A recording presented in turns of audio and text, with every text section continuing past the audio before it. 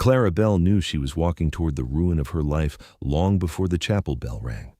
By sundown, she was supposed to marry Elias Vane, not because she loved him, not because she had chosen him, but because the richest man in Dry Creek had looked at her little brother with cold amusement and said that if she wanted the boy safe, she would stand at the altar before sunset and speak the vows. And now Benji was gone. His bed was empty. The back door hung open. Morning wind moved through the house like it belonged there. Clara stood frozen in the doorway, her fingers locked around Benji's folded blanket, and for one terrible second she could not breathe. Benji. Nothing. She ran into the yard, dust, broken grass. The water pail tipped over near the pump, hoofprints by the fence, 3 horses. Her stomach dropped. No. She searched behind the shed, near the chicken coop, under the cottonwood tree where Benji liked to sit with a stick and draw horses in the dirt. Nothing. Only the wind and the endless open land, beautiful and empty and useless. Then she saw something half buried near the porch step. Benji's tin soldier. The one their father had carved before fever carried him off. Clara snatched it from the dirt so hard the painted leg bent in her fist. A slow clap sounded at the gate. She turned. Elias Vane stood there in black, neat as a preacher, one gloved hand resting on the post. 2 riders waited behind him. He looked like a man arriving to inspect property already purchased. "Miss Bell," he said, "you seem distressed." Night settled over the line shack slowly, like the land itself was reluctant to let darkness take it. The last light held in thin strips between the cottonwoods, turning the creek stones pale silver and the broken boards of the shack the color of old bone.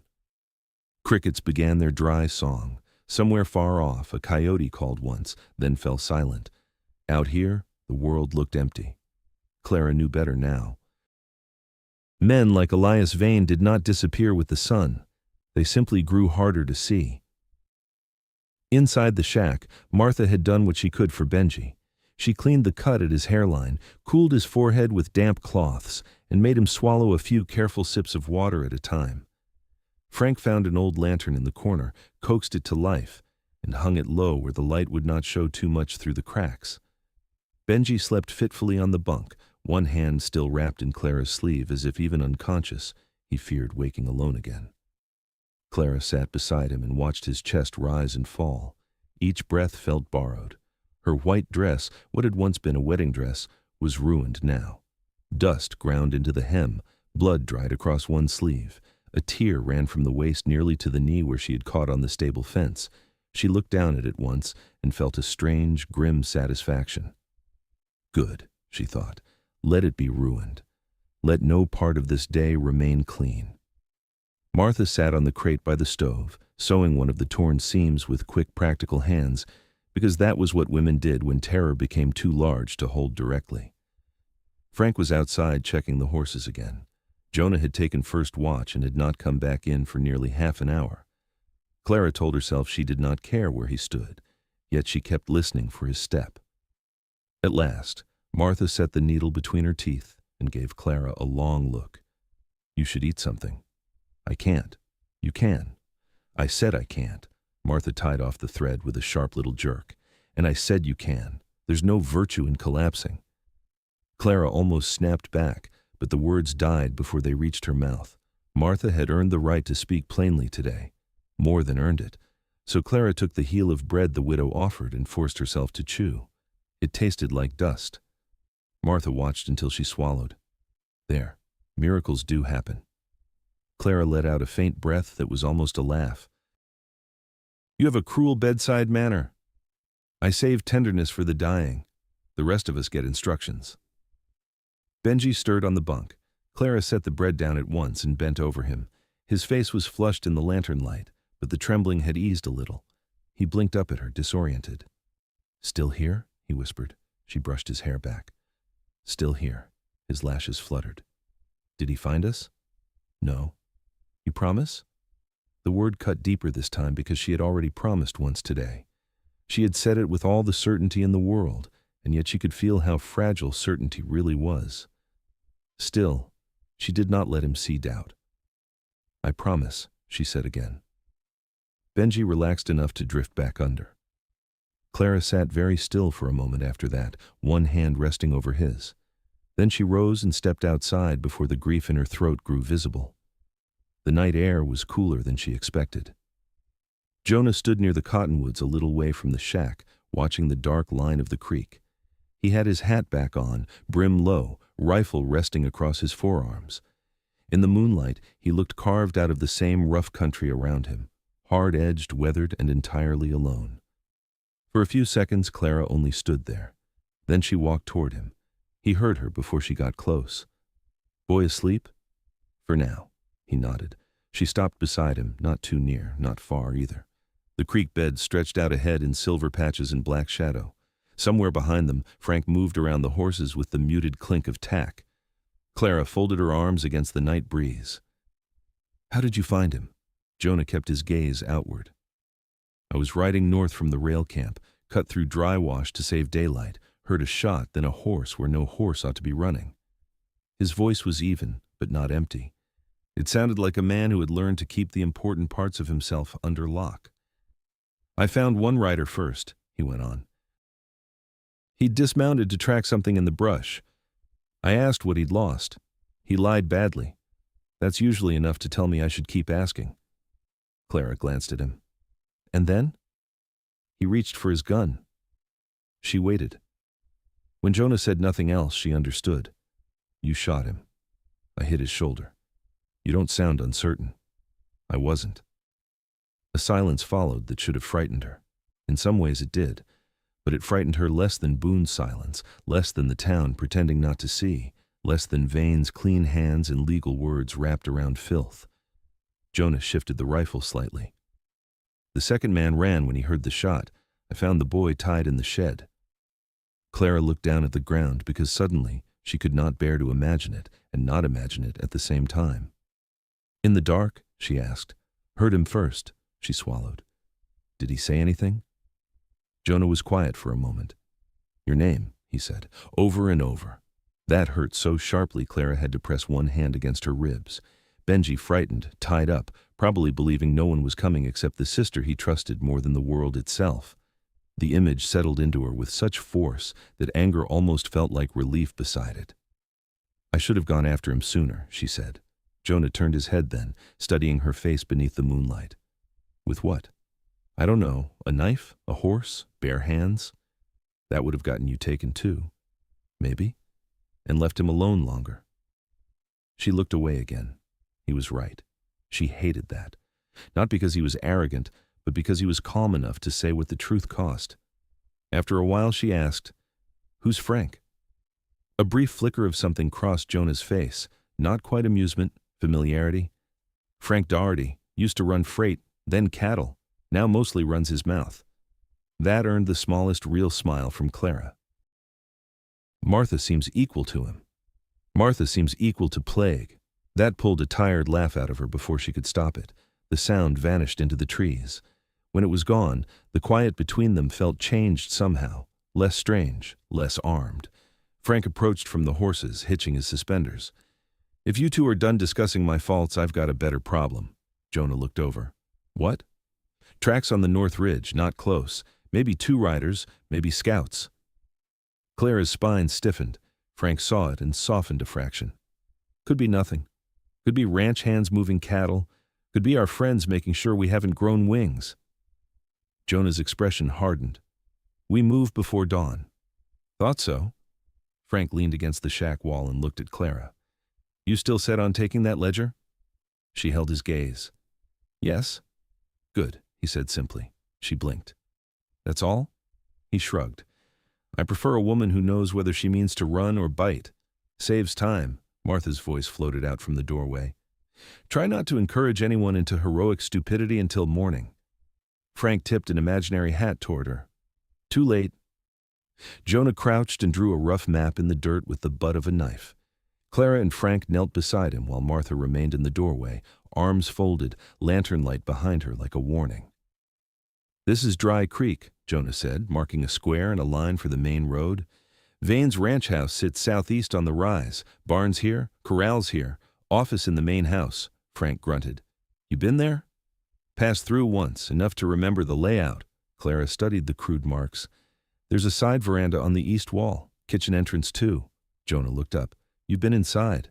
Once, last winter, to beg for another month on the note. Frank made a face. That pleasant, was it? No, she pointed to a spot along the edge of Jonah's map. The office is near the front room. He likes visitors to see his books. Makes him look respectable. Blue painting? Jonah asked. She thought back, forcing memory through humiliation. There was a landscape over the back wall, blue mountains. Too expensive for his taste unless he liked what it covered. Frank nodded slowly. Safe could be there. Martha came closer at last, expression thin with disbelief. So let me understand this. At dawn, with a feverish child, one wounded cowboy, one aging freight mule in human form, a widow, and a girl in a torn wedding dress, we intend to rob the most powerful man in the territory. Frank scratched his beard. When you say it like that, it sounds untidy. It sounds insane. Jonah looked up at her. You got a better idea? Martha opened her mouth, then closed it. That silence said enough. There was no sheriff worth trusting, no judge untouched by Vane's money, no time to ride days for outside help while Benji remained marked and the town drifted back into cowardice. Clara looked toward the shack where her brother slept. No, she said quietly. There isn't a better idea. Jonah held her eyes for one long second, as though measuring the weight of her answer. Then he nodded. All right, we go in quiet, in and out, no heroics. Frank coughed into his hand. Martha looked skyward. God preserve me from men who say no heroics while planning the impossible. A faint smile tugged once at Jonah's mouth, gone almost before Clara was sure she'd seen it. Then Benji cried out inside. Clara was moving before anyone else. She rushed back into the shack and dropped beside the bunk. Benji was half awake, tangled in the blanket, eyes wide with terror but not seeing the room. No, please don't tie. It's me. Clara caught his face between her hands. Benji, look at me. His gaze found her slowly. He began to shake. She pulled him upright against her, and he buried his face in her shoulder, sobbing now in short, broken bursts that sounded too small for the amount of fear inside them. Clara held him tight, rocking once without thinking, as if some buried part of her remembered being held that way herself. They can't get in, she whispered. You hear me? They can't get in. Martha brought the damp cloth again.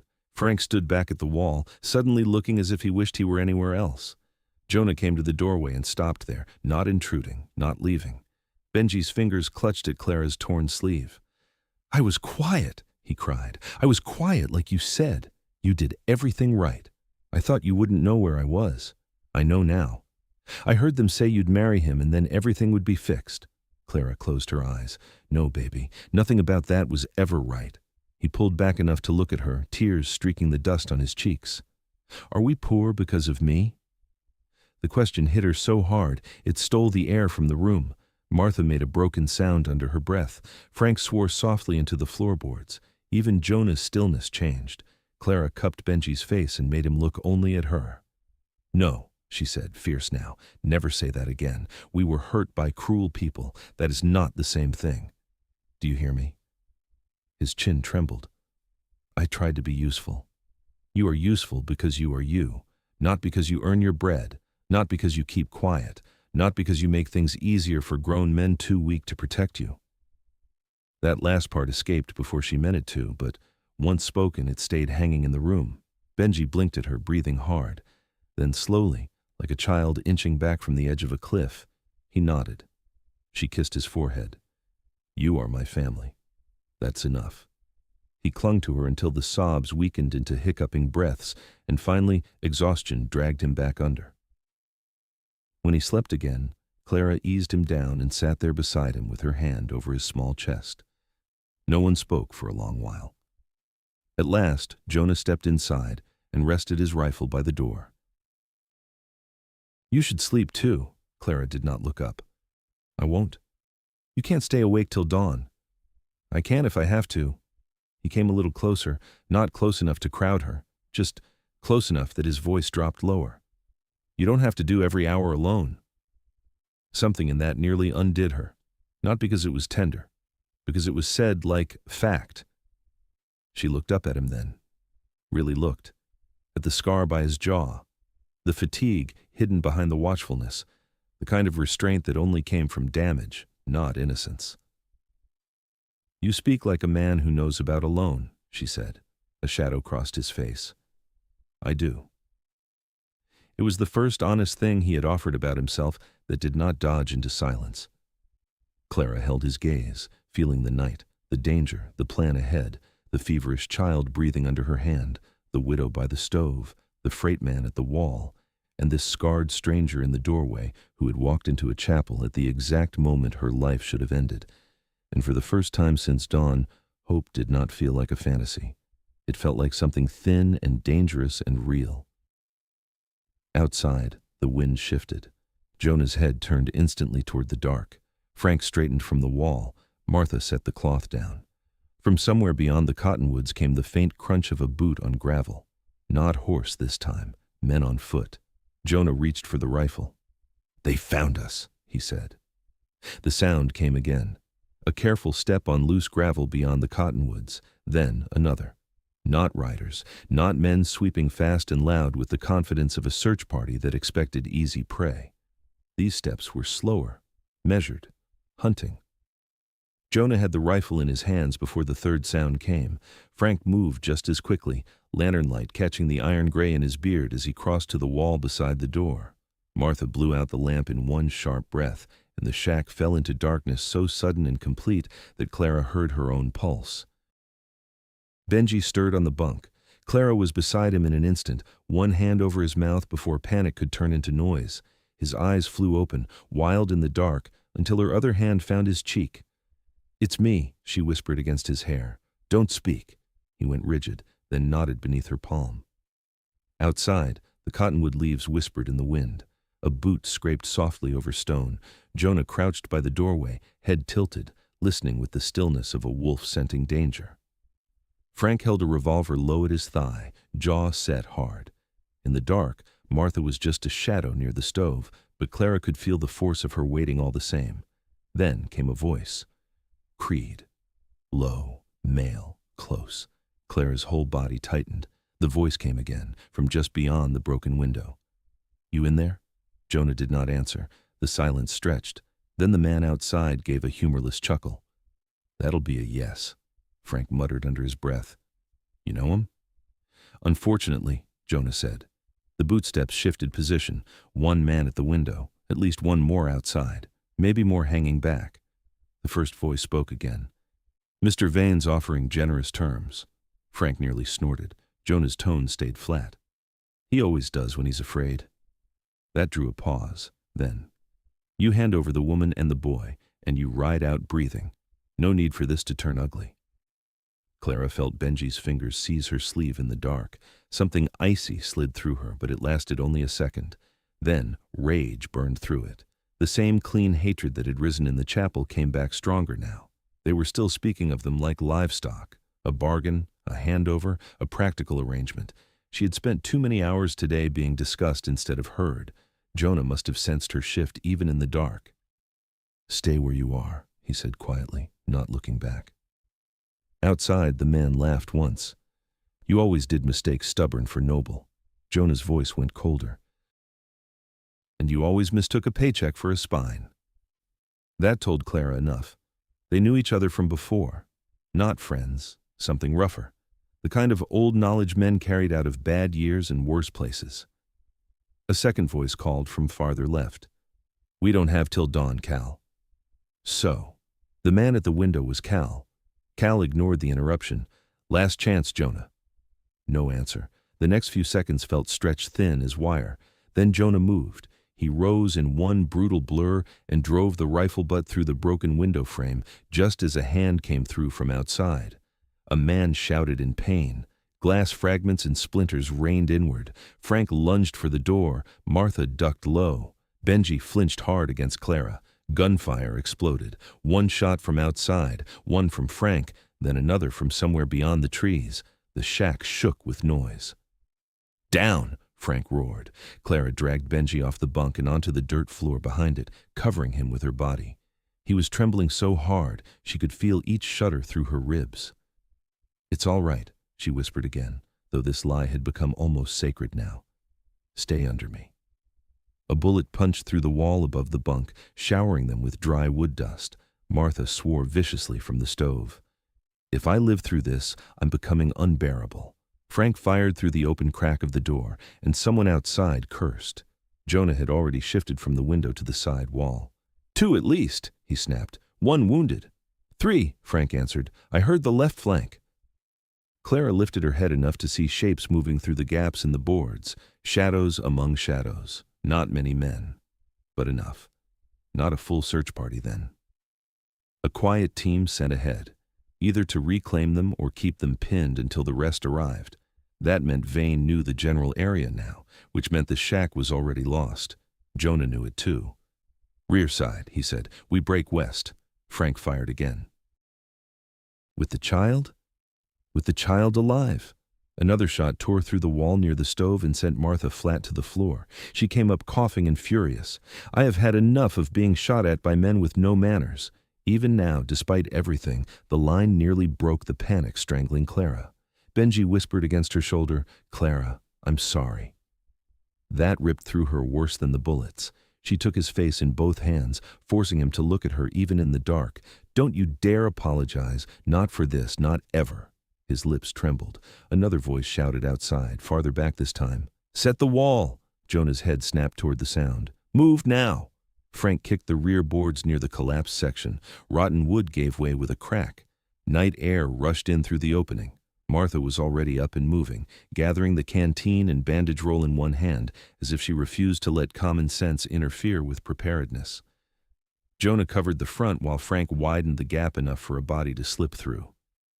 "Clara," Jonah said, finally looking at her, "can you run with him?" She pushed herself upright, Benji clinging to her neck. Yes? It was probably a lie, but she had learned today that lies said for survival had a holiness of their own. "Go when I say." A glow flared suddenly outside the front wall. Frank swore. They brought fire. Smoke threaded through the cracks a second later, not enough to consume the shack yet, just enough to drive them out. Martha's voice turned flat with fury. "Child kidnappers and arsonists, Vane hires upward." Jonah fired once through the front opening. A cry answered from the dark. Then he said, "Now."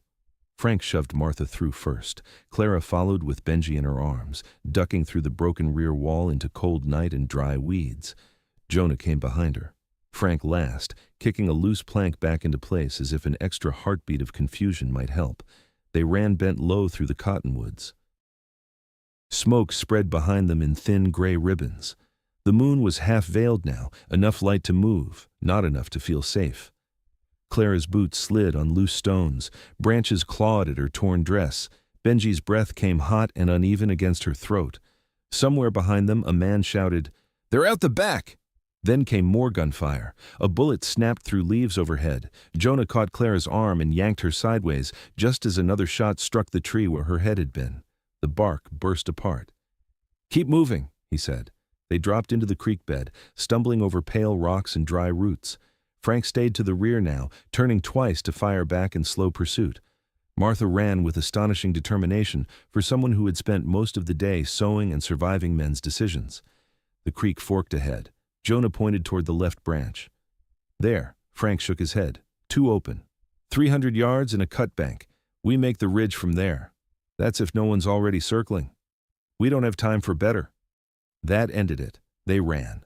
Clara no longer felt her legs properly, only impact, stone, breath, weight, pain. Benji had gone frighteningly quiet, saving strength or losing it. She could not tell which and did not dare ask. Behind them, the shack lit fully at last. Orange fire climbed through the cottonwoods, throwing wild light into the creek.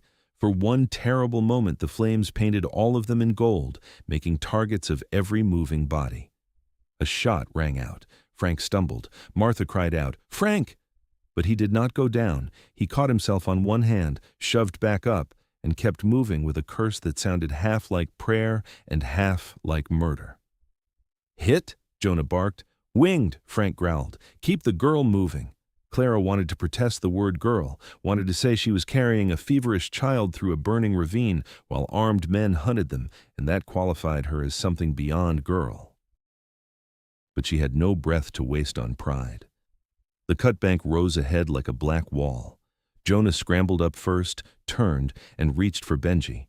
Clara hesitated only a second before letting him take the boy.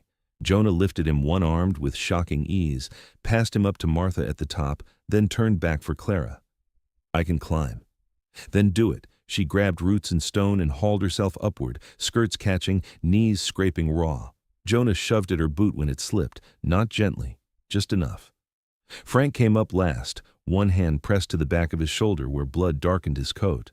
At the top, they dropped behind the ridge. For a few blessed seconds, the land itself hid them.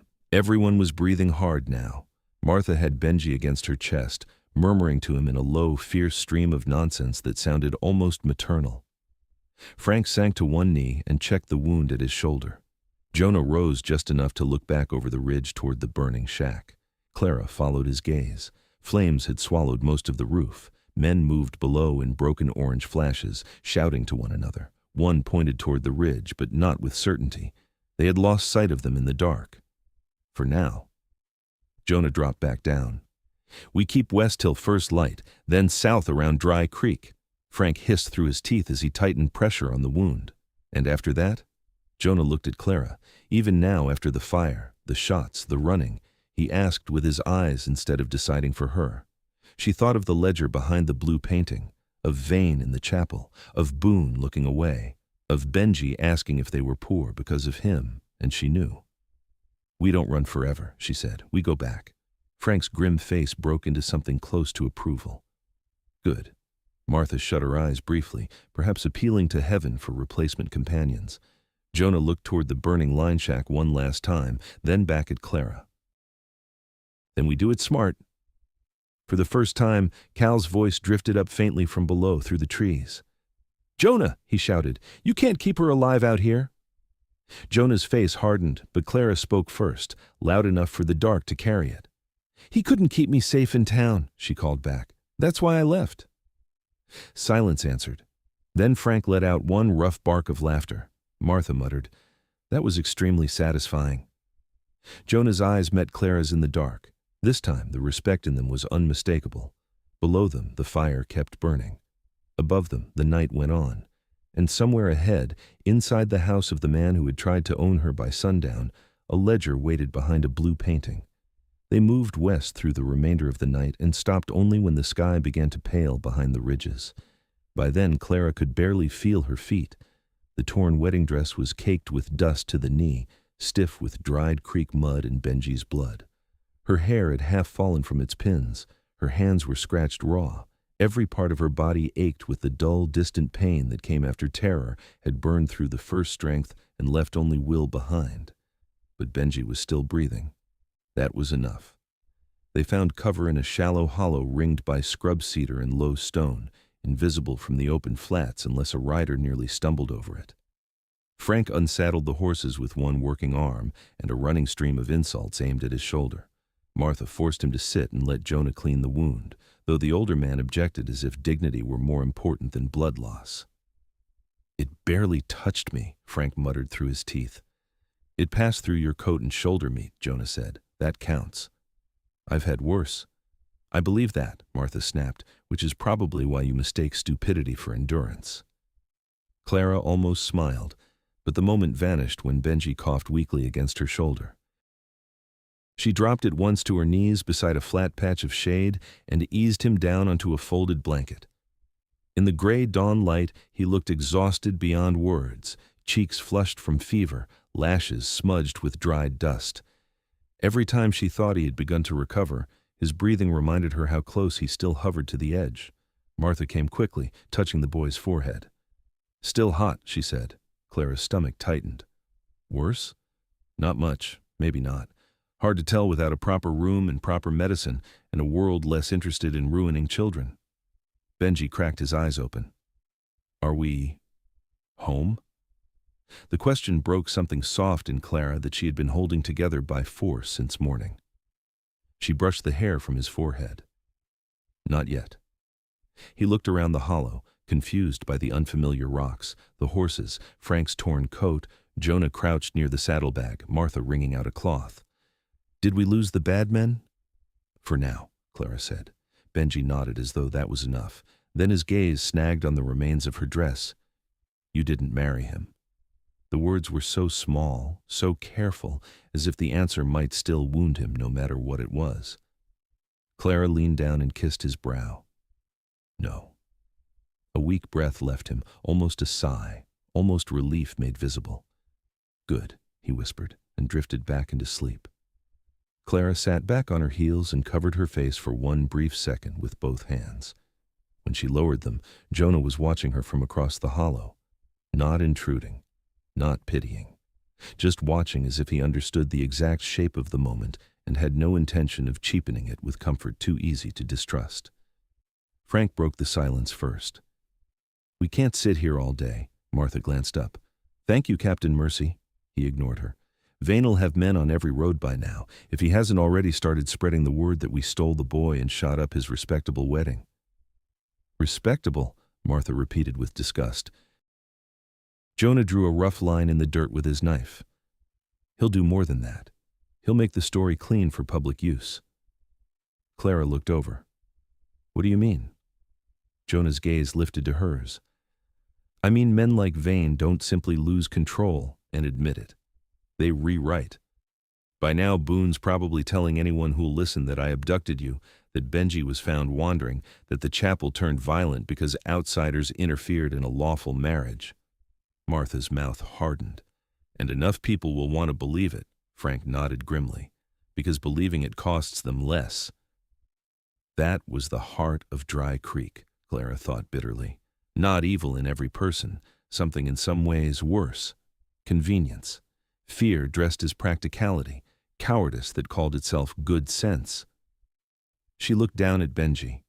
If they ran now, Vane would keep the town, keep the story, keep the land he had stolen from others and likely still meant to steal from her once he found another way.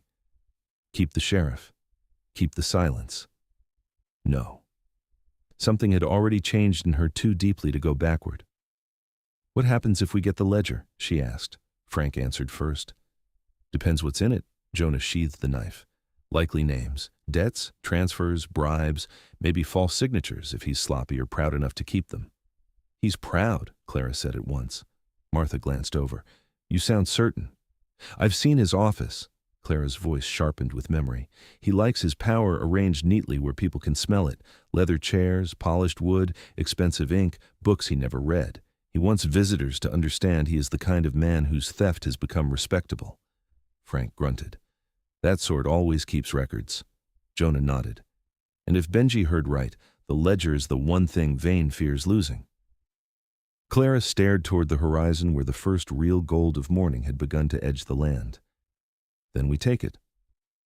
No one spoke for a moment, not because they disagreed. Because saying it, that plainly turned intention into road.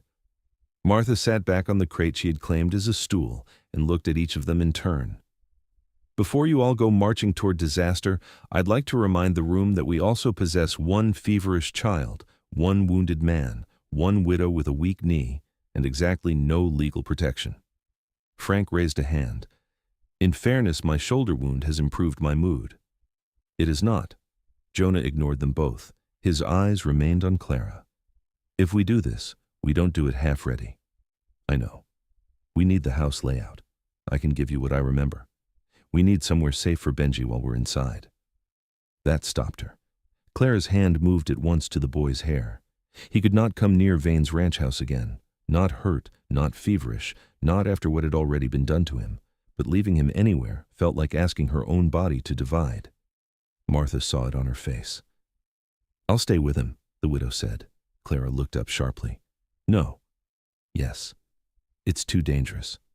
Of course it is. That is why a sensible woman should remain with the child while the rest of you commit righteous lunacy. Frank muttered. There's the sales pitch. Martha ignored him. Listen to me. Benji needs quiet, water, and someone who can still think while frightened. I can manage all three. You cannot storm a devil's office with a boy in your arms. The truth of it hurt. Clara hated truth today. It kept arriving dressed as necessity. Jonah stepped in before she could answer. She's right. Clara looked at him, anger flashing bright and immediate. Don't. His voice stayed calm. I'm not saying it lightly. That's worse. He held her stare. If Benji's with us and trouble starts, you'll choose him over the ledger. Yes. And Vane knows that. The words landed hard because they were cruel only in their accuracy. Frank crouched beside the dirt map again and began adding lines with a stick. Martha and the boys stay here till dusk. We swing south, circle east, go in after dark. Martha gave him a long look. Wonderful. I adore being included after the decision. You were going to say yes anyway. I was not. You were. She glared at him, which seemed to confirm his point. Clara rose and stepped out of the circle, needing movement more than argument. She walked a few paces to the edge of the hollow where the land fell away into scrub and pale stone. The morning wind moved against her face, cool and dry, carrying the smell of sun-warmed dirt before the sun had fully risen. Behind her the others kept talking quietly, timing, routes, horses, water, risk. She barely heard them. All she could see was the chapel again, the flowers, the hat on the pew, Boone looking away. And then something else beneath that memory. Vane's voice in the boarding house. I have every right bought by debt, law, and weakness. Not law, Clara thought now, only the costume of law. She heard footsteps behind her. Jonah stopped a short distance away, close enough to speak privately, not close enough to crowd her. You're angry, he said. She laughed once without humor. At which part? At me, she turned then. You think I should leave him behind? I think keeping him alive matters more than keeping him within arm's reach every minute. That's easy for you to say. He accepted that without flinching. Yes. The honesty disarmed her more than defense would have. Clara folded her arms hard across herself. He was taken because of me. No. He was. He was taken because Vane is a predator and the town fed him power. Don't put his choices on your back because you're used to carrying everything else. The words struck with quiet force. She looked away again, throat tightening. You say things like that as if it's simple. I didn't say simple. A long pause sat between them. Then Clara asked the question that had been circling her since the chapel, the stable, the line shack, all of it. Who was Cal? Jonah's face changed almost imperceptibly. Not enough for a stranger to miss the answer, enough for Clara to know she had reached something buried. He took a moment before speaking. Years ago, I rode with men who hired out where the money was ugly and the questions were few. Clara's stomach tightened. Outlaws? Sometimes just men standing close enough to evil that the distinction stopped mattering. And Cal? One of them. She studied him in the morning light. Were you like him? Jonah's jaw worked once before he answered. I was close enough. It was not full confession. It was worse in a way, because it was truthful without cleaning itself up. Clara searched his face for excuses, for the kind of story men often told to make women forgive them faster. Hard years, bad luck, orders followed, someone else more guilty. He offered none. What changed? She asked quietly. His eyes went to the horizon. A child died. The words hit and stayed. Clara did not breathe for a second. Jonah continued looking outward, voice low and stripped of everything except fact. Wrong place, wrong men. We were told there'd be no family there. We were lied to, or maybe we wanted to be. By the time I understood what kind of work I was doing, it was already too late for someone who needed me to understand earlier. He stopped. That was all. No plea in it. No demand to be judged kindly. Just the worst truth he had learned to live beside. Clara felt the wind move the torn edge of her sleeve. Somewhere behind them, Frank said something that made Martha click her tongue. Benji coughed in his sleep, and this man stood beside her carrying a dead child somewhere inside him, like a wound that never closed. That's why you came into the chapel, she said. Jonah gave the faintest nod. Not to save a pretty stranger, not because fate had chosen him, because he had once been too late and could not bear it happening again. Something in Clara's anger shifted then. Not vanished, shifted, made room for understanding without losing caution. She looked back toward the hollow. He'll think we run. Vane? Yes. He'll hope so. Running keeps the story his. She nodded. Then we take that away from him. Jonah's gaze returned to her. That's the plan. She surprised herself by saying, "I'm not afraid of the ranch house. That worries me more than fear would." Despite everything, the corner of her mouth moved. "I didn't say I'd go in foolish." "Good. Only angry." "That," he said, and for the first time there was a ghost of dry humor in it. "Maybe useful." They returned to the others. Frank had turned the dirt map into a fuller sketch now. The ranch house, the veranda, the office, the kitchen entrance, the barn line, the well yard, a stand of trees to the rear. Martha was repacking cloths and water with the expression of a woman determined to keep at least one person alive through sheer irritation. Clara knelt by the map. "There's something else," she said. All three looked at her. "When I was at Vane's house last winter, I heard him arguing with Boone in the hall outside the office. I couldn't hear every word, but Boone said something about records being one thing and witnesses being another. Vane told him witnesses forget when their mortgages come due." Frank's face darkened. "Boone's in it." Martha made a sound of disgust. "I'd started to suspect." Jonah's eyes narrowed. "How deep?" "I don't know," Clara said, "but deep enough not to stop a wedding, deep enough not to stop a kidnapping, deep enough to think papers and fear together would hold." Frank tapped the map. "Then the ledger may not only bury Vane." "No," Clara said, "it may bury the whole lie." The words settled over them, heavier even than before. Not one cruel man, then. A structure, a net of silence, debt, signatures, and official eyes looking away. That was why the town had felt poisoned for so long. Vane was not merely the sickness, he was the richest symptom. Martha tied off the last cloth bundle. "Then perhaps Dry Creek is overdue for a fever." Benji stirred again as if hearing her voice from far off, his eyes opened to slits. "Clara?" She went to him immediately. "I'm here." He looked confused, then frightened as memory returned. "Don't leave me." Her whole body ached at the plea. She sank beside him and took his hand. "I have to go do something so he can never take you again." His fingers tightened around hers with surprising strength. "I can be quiet." "I know you can." "I can hide too." "No." The word came sharp enough to surprise them both. Benji blinked. Clara softened at once, brushing his hair back. "No more hiding, not for you." He studied her face, small and serious in that heartbreaking way children became when fear aged them too quickly. "Will the bad man die?" The hollow went silent. Clara looked at him for a long moment. At 9 years old, Benji already knew the world well enough to ask not whether evil existed, but whether anyone could stop it. She answered carefully. "He will lose." Benji considered that, then whispered, "Good." When he slept again, Clara remained sitting there, his hand still in hers. By noon, they had rested the horses, bound Frank's shoulder, lowered Benji's fever a little, and fixed the root. By dusk, Martha would stay hidden in the hollow with the boy. Clara, Jonah, and Frank would circle back toward Dry Creek and approach Vane's ranch from the east after full dark.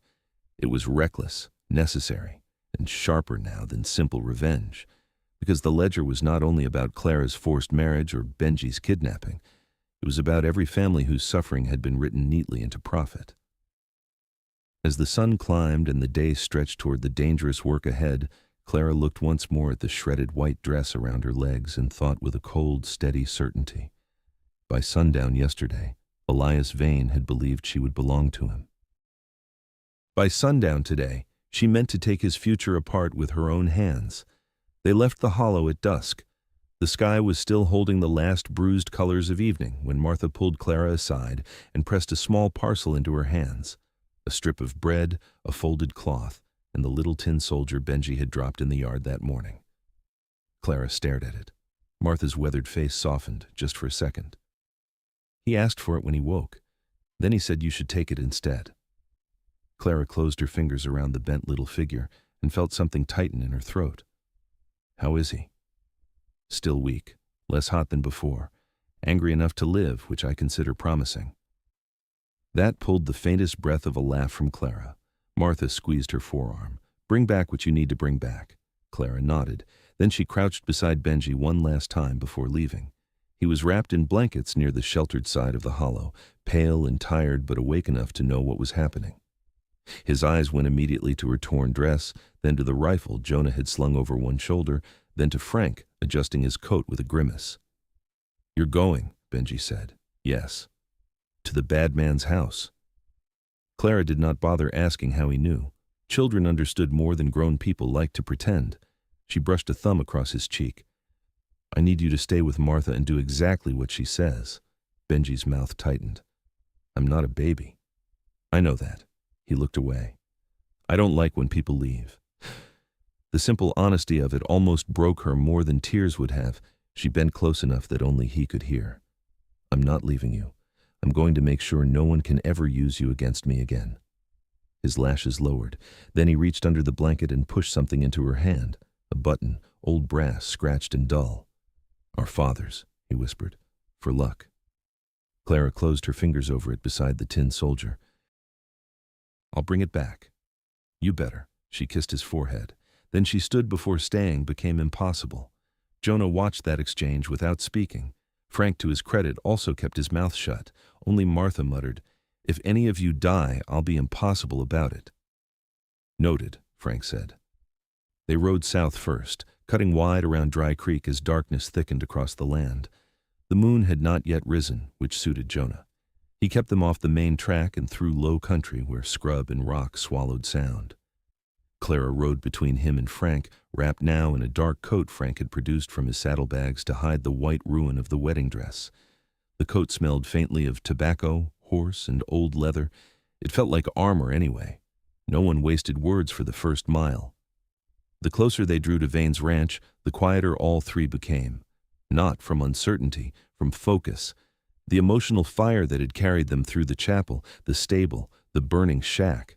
None of it was gone. It had simply gone inward, hardening into purpose. At last, Frank leaned over in the saddle and asked, "Once we're in, you certain about the office?" Clara nodded. "Front room to the right from the main hall. His desk faces the window, shelves on the left wall.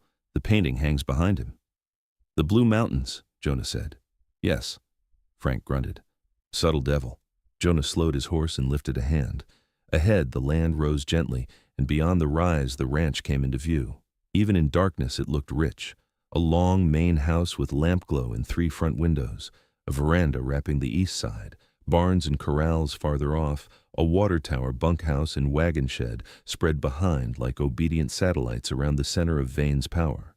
Lanterns hung at intervals along the yard, not enough to make it bright, just enough to force shadows into narrower, riskier places. Clara felt hatred stir again at the sight of it. He had built this with other people's fear. Jonah studied the layout in silence. Frank counted under his breath. 2 men by the barn, 1 at the front porch, 1 making rounds near the corrals. "There'll be more inside," Clara said.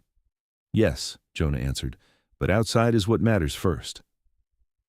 They dismounted in a patch of low mesquite and tied the horses where the brush would break their shape. Frank checked his revolver. Jonah adjusted the rifle sling and then looked at Clara. "This is the last easy moment to turn back." She met his eyes. "Then it's fortunate I don't want easy." A faint shadow of approval crossed his face. Frank muttered, "I do appreciate that none of us are tedious." They moved on foot from there. Clara led them along the eastern line as far as she dared, using what memory she had of the grounds. A kitchen garden stretched behind a short fence. Beyond it stood the veranda she had mentioned, half hidden by climbing ivy that Vane's housekeeper cut back each spring. The kitchen entrance lay farther south, but the office windows faced east. If the curtains were open, they might even see whether the room was occupied. They crouched behind a low stone wall near the garden. A ranch hand crossed the yard carrying a lantern, yawning. Another leaned by the barn doors with a rifle on his shoulder, talking to someone Clara could not see. Frank peered over the wall. "We wait for the round to pass, cut to the veranda, window first." Jonah's gaze flicked to Clara. "Can you open it?" "Maybe. Maybe." She kept her voice low and even. "Last winter the latch stuck. Vane complained about it. He hates drafts." Frank's mouth twitched. May the Lord bless petty vanity. They waited. The patrolman reached the far end of the yard, turned toward the corrals and disappeared behind a wagon. "Now," Jonah said. They moved in one rush, across the kitchen garden, past the stone path, into the band of shadow beneath the veranda. Clara dropped to one knee under the office window and pressed herself against the wall. She could hear her own pulse and, beneath it, the muffled clink of glass from somewhere inside the house. Voices, too. Faint. Male. Jonah slid in beside her. Frank took position at the edge of the veranda stairs, watching the yard. The window curtain was partly open. Clara lifted herself just enough to look. The office stood empty. Desk, lamp turned low, shelves, leather chair, and on the back wall, half hidden by shadow, hung the blue landscape. Her stomach tightened. There it was. She lowered herself again and touched the frame of the window. Old wood, cold glass, the latch, mercifully, still ill-fitted. She breathed once, then worked a thin knife Frank had given her into the seam. For one endless moment, nothing happened. Then, the latch gave with the softest click. Clara looked at Jonah. He nodded once. She raised the window. They slipped inside one after another. The office smelled of ink, cigar smoke, and expensive polish. Clara had only been in the room once before, and then only to stand humiliated by the desk while Vane listed figures that seemed designed to crush hope. Now, stepping into it in darkness, she felt something almost holy in the trespass. Frank shut the window behind them to a narrow crack. Jonah crossed straight to the painting. Clara moved to the door and listened. Voices from deeper in the house, one laugh, boots overhead, maybe from the second floor. No alarm yet. Frank ran his hands along the edges of the frame. "Help me." Together, he and Jonah lifted the painting from the wall. Behind it sat a square iron safe built into the boards. Clara's breath caught. Benji had told the truth. Jonah crouched at once, checking the dial and handle. "Locked," Frank whispered. "Shameful habit." "Can you open it?" Clara asked. Jonah looked up. "Not quietly, without time." "How much time?" "More than we have." Frank leaned close to the safe. "Could take the whole thing off the wall." "With what hands and what silence?" He had a point. Clara's eyes darted across the room. Desk drawers, bookshelves, decanters, the rug, the lamp, the lock itself. Her mind raced, trying to remember every detail of that winter visit. Vane behind the desk, Boone in the hall, the blue painting. Vane rising once, irritated because he had needed something. Her eyes snapped to the mantel. There, beside a bronze horse figurine and a box of matches, lay a small ring of keys. She crossed to it at once. Frank hissed, "What is it?" "I don't know yet." She brought the ring back and sorted through it by touch. Office keys, cabinet keys, a tiny brass key too small, another long and narrow, one thick iron key with a square-cut stem. Jonah held out his hand. She gave him the ring. He tried the iron key. It slid in. All three of them went still. Jonah turned it slowly. The lock clicked. Frank let out one silent breath through his nose that might have been reverence. Jonah opened the safe. Inside lay 3 stacked ledgers, a packet of folded deeds tied with twine, a money pouch, and a sealed envelope with the sheriff's name written across the front. Clara stared. Not because it was surprising anymore, because proof always looked smaller than the damage it caused. Frank reached for the upper ledger. "Wait," Jonah said. Too late. A floorboard creaked in the hallway outside. All three froze. Someone had stopped near the office door. A man's shadow cut across the crack beneath it. Then came Vane's voice. "Why is this window open?" The world seemed to stop. Clara's heart slammed once, so hard it almost hurt. Frank's hand tightened on the revolver.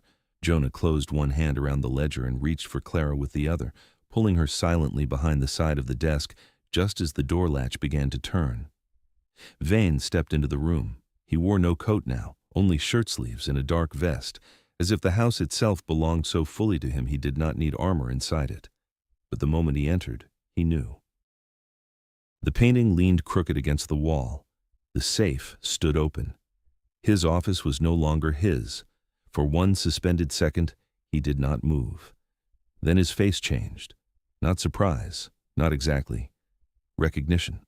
The kind a man has when the thing he feared most has finally taken shape in front of him. His eyes found Clara first. Of course they did. She was half hidden beside the desk, hair loose, face pale in the low lamp glow, Frank's dark coat covering the remains of the dress he had meant her to wear into submission.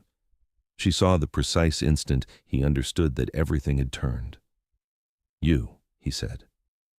Jonah rose from the shadows with the ledger in his hand and the revolver already leveled. "That's enough," he said. Vane's gaze shifted to him, then to Frank, then back to the safe. For the first time since Clara had known him, Elias Vane looked something very close to rattled. Then, incredibly, he smiled. Not because he was calm, because he was dangerous. "You think papers save you?" he asked softly. "No," Clara said, stepping fully into the light now. "Truth does." Vane looked at her with a hatred so pure it almost seemed intimate. "You should have married me when I was still willing to be gentle." Clara felt the old fear rise and then burn away beneath something stronger. "You have never been gentle," she said. He took one step closer. Jonah's gun did not waver. "Not another." Vane stopped. From somewhere down the hall, a man called, "Mr. Vane?" He had only seconds. They all knew it. Frank snatched the deeds and sealed envelope from the safe, shoving them inside his coat.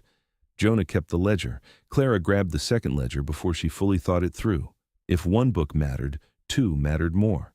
Vane saw her do it. Something savage flashed across his face. "Put that down." "No." He moved. Jonah fired.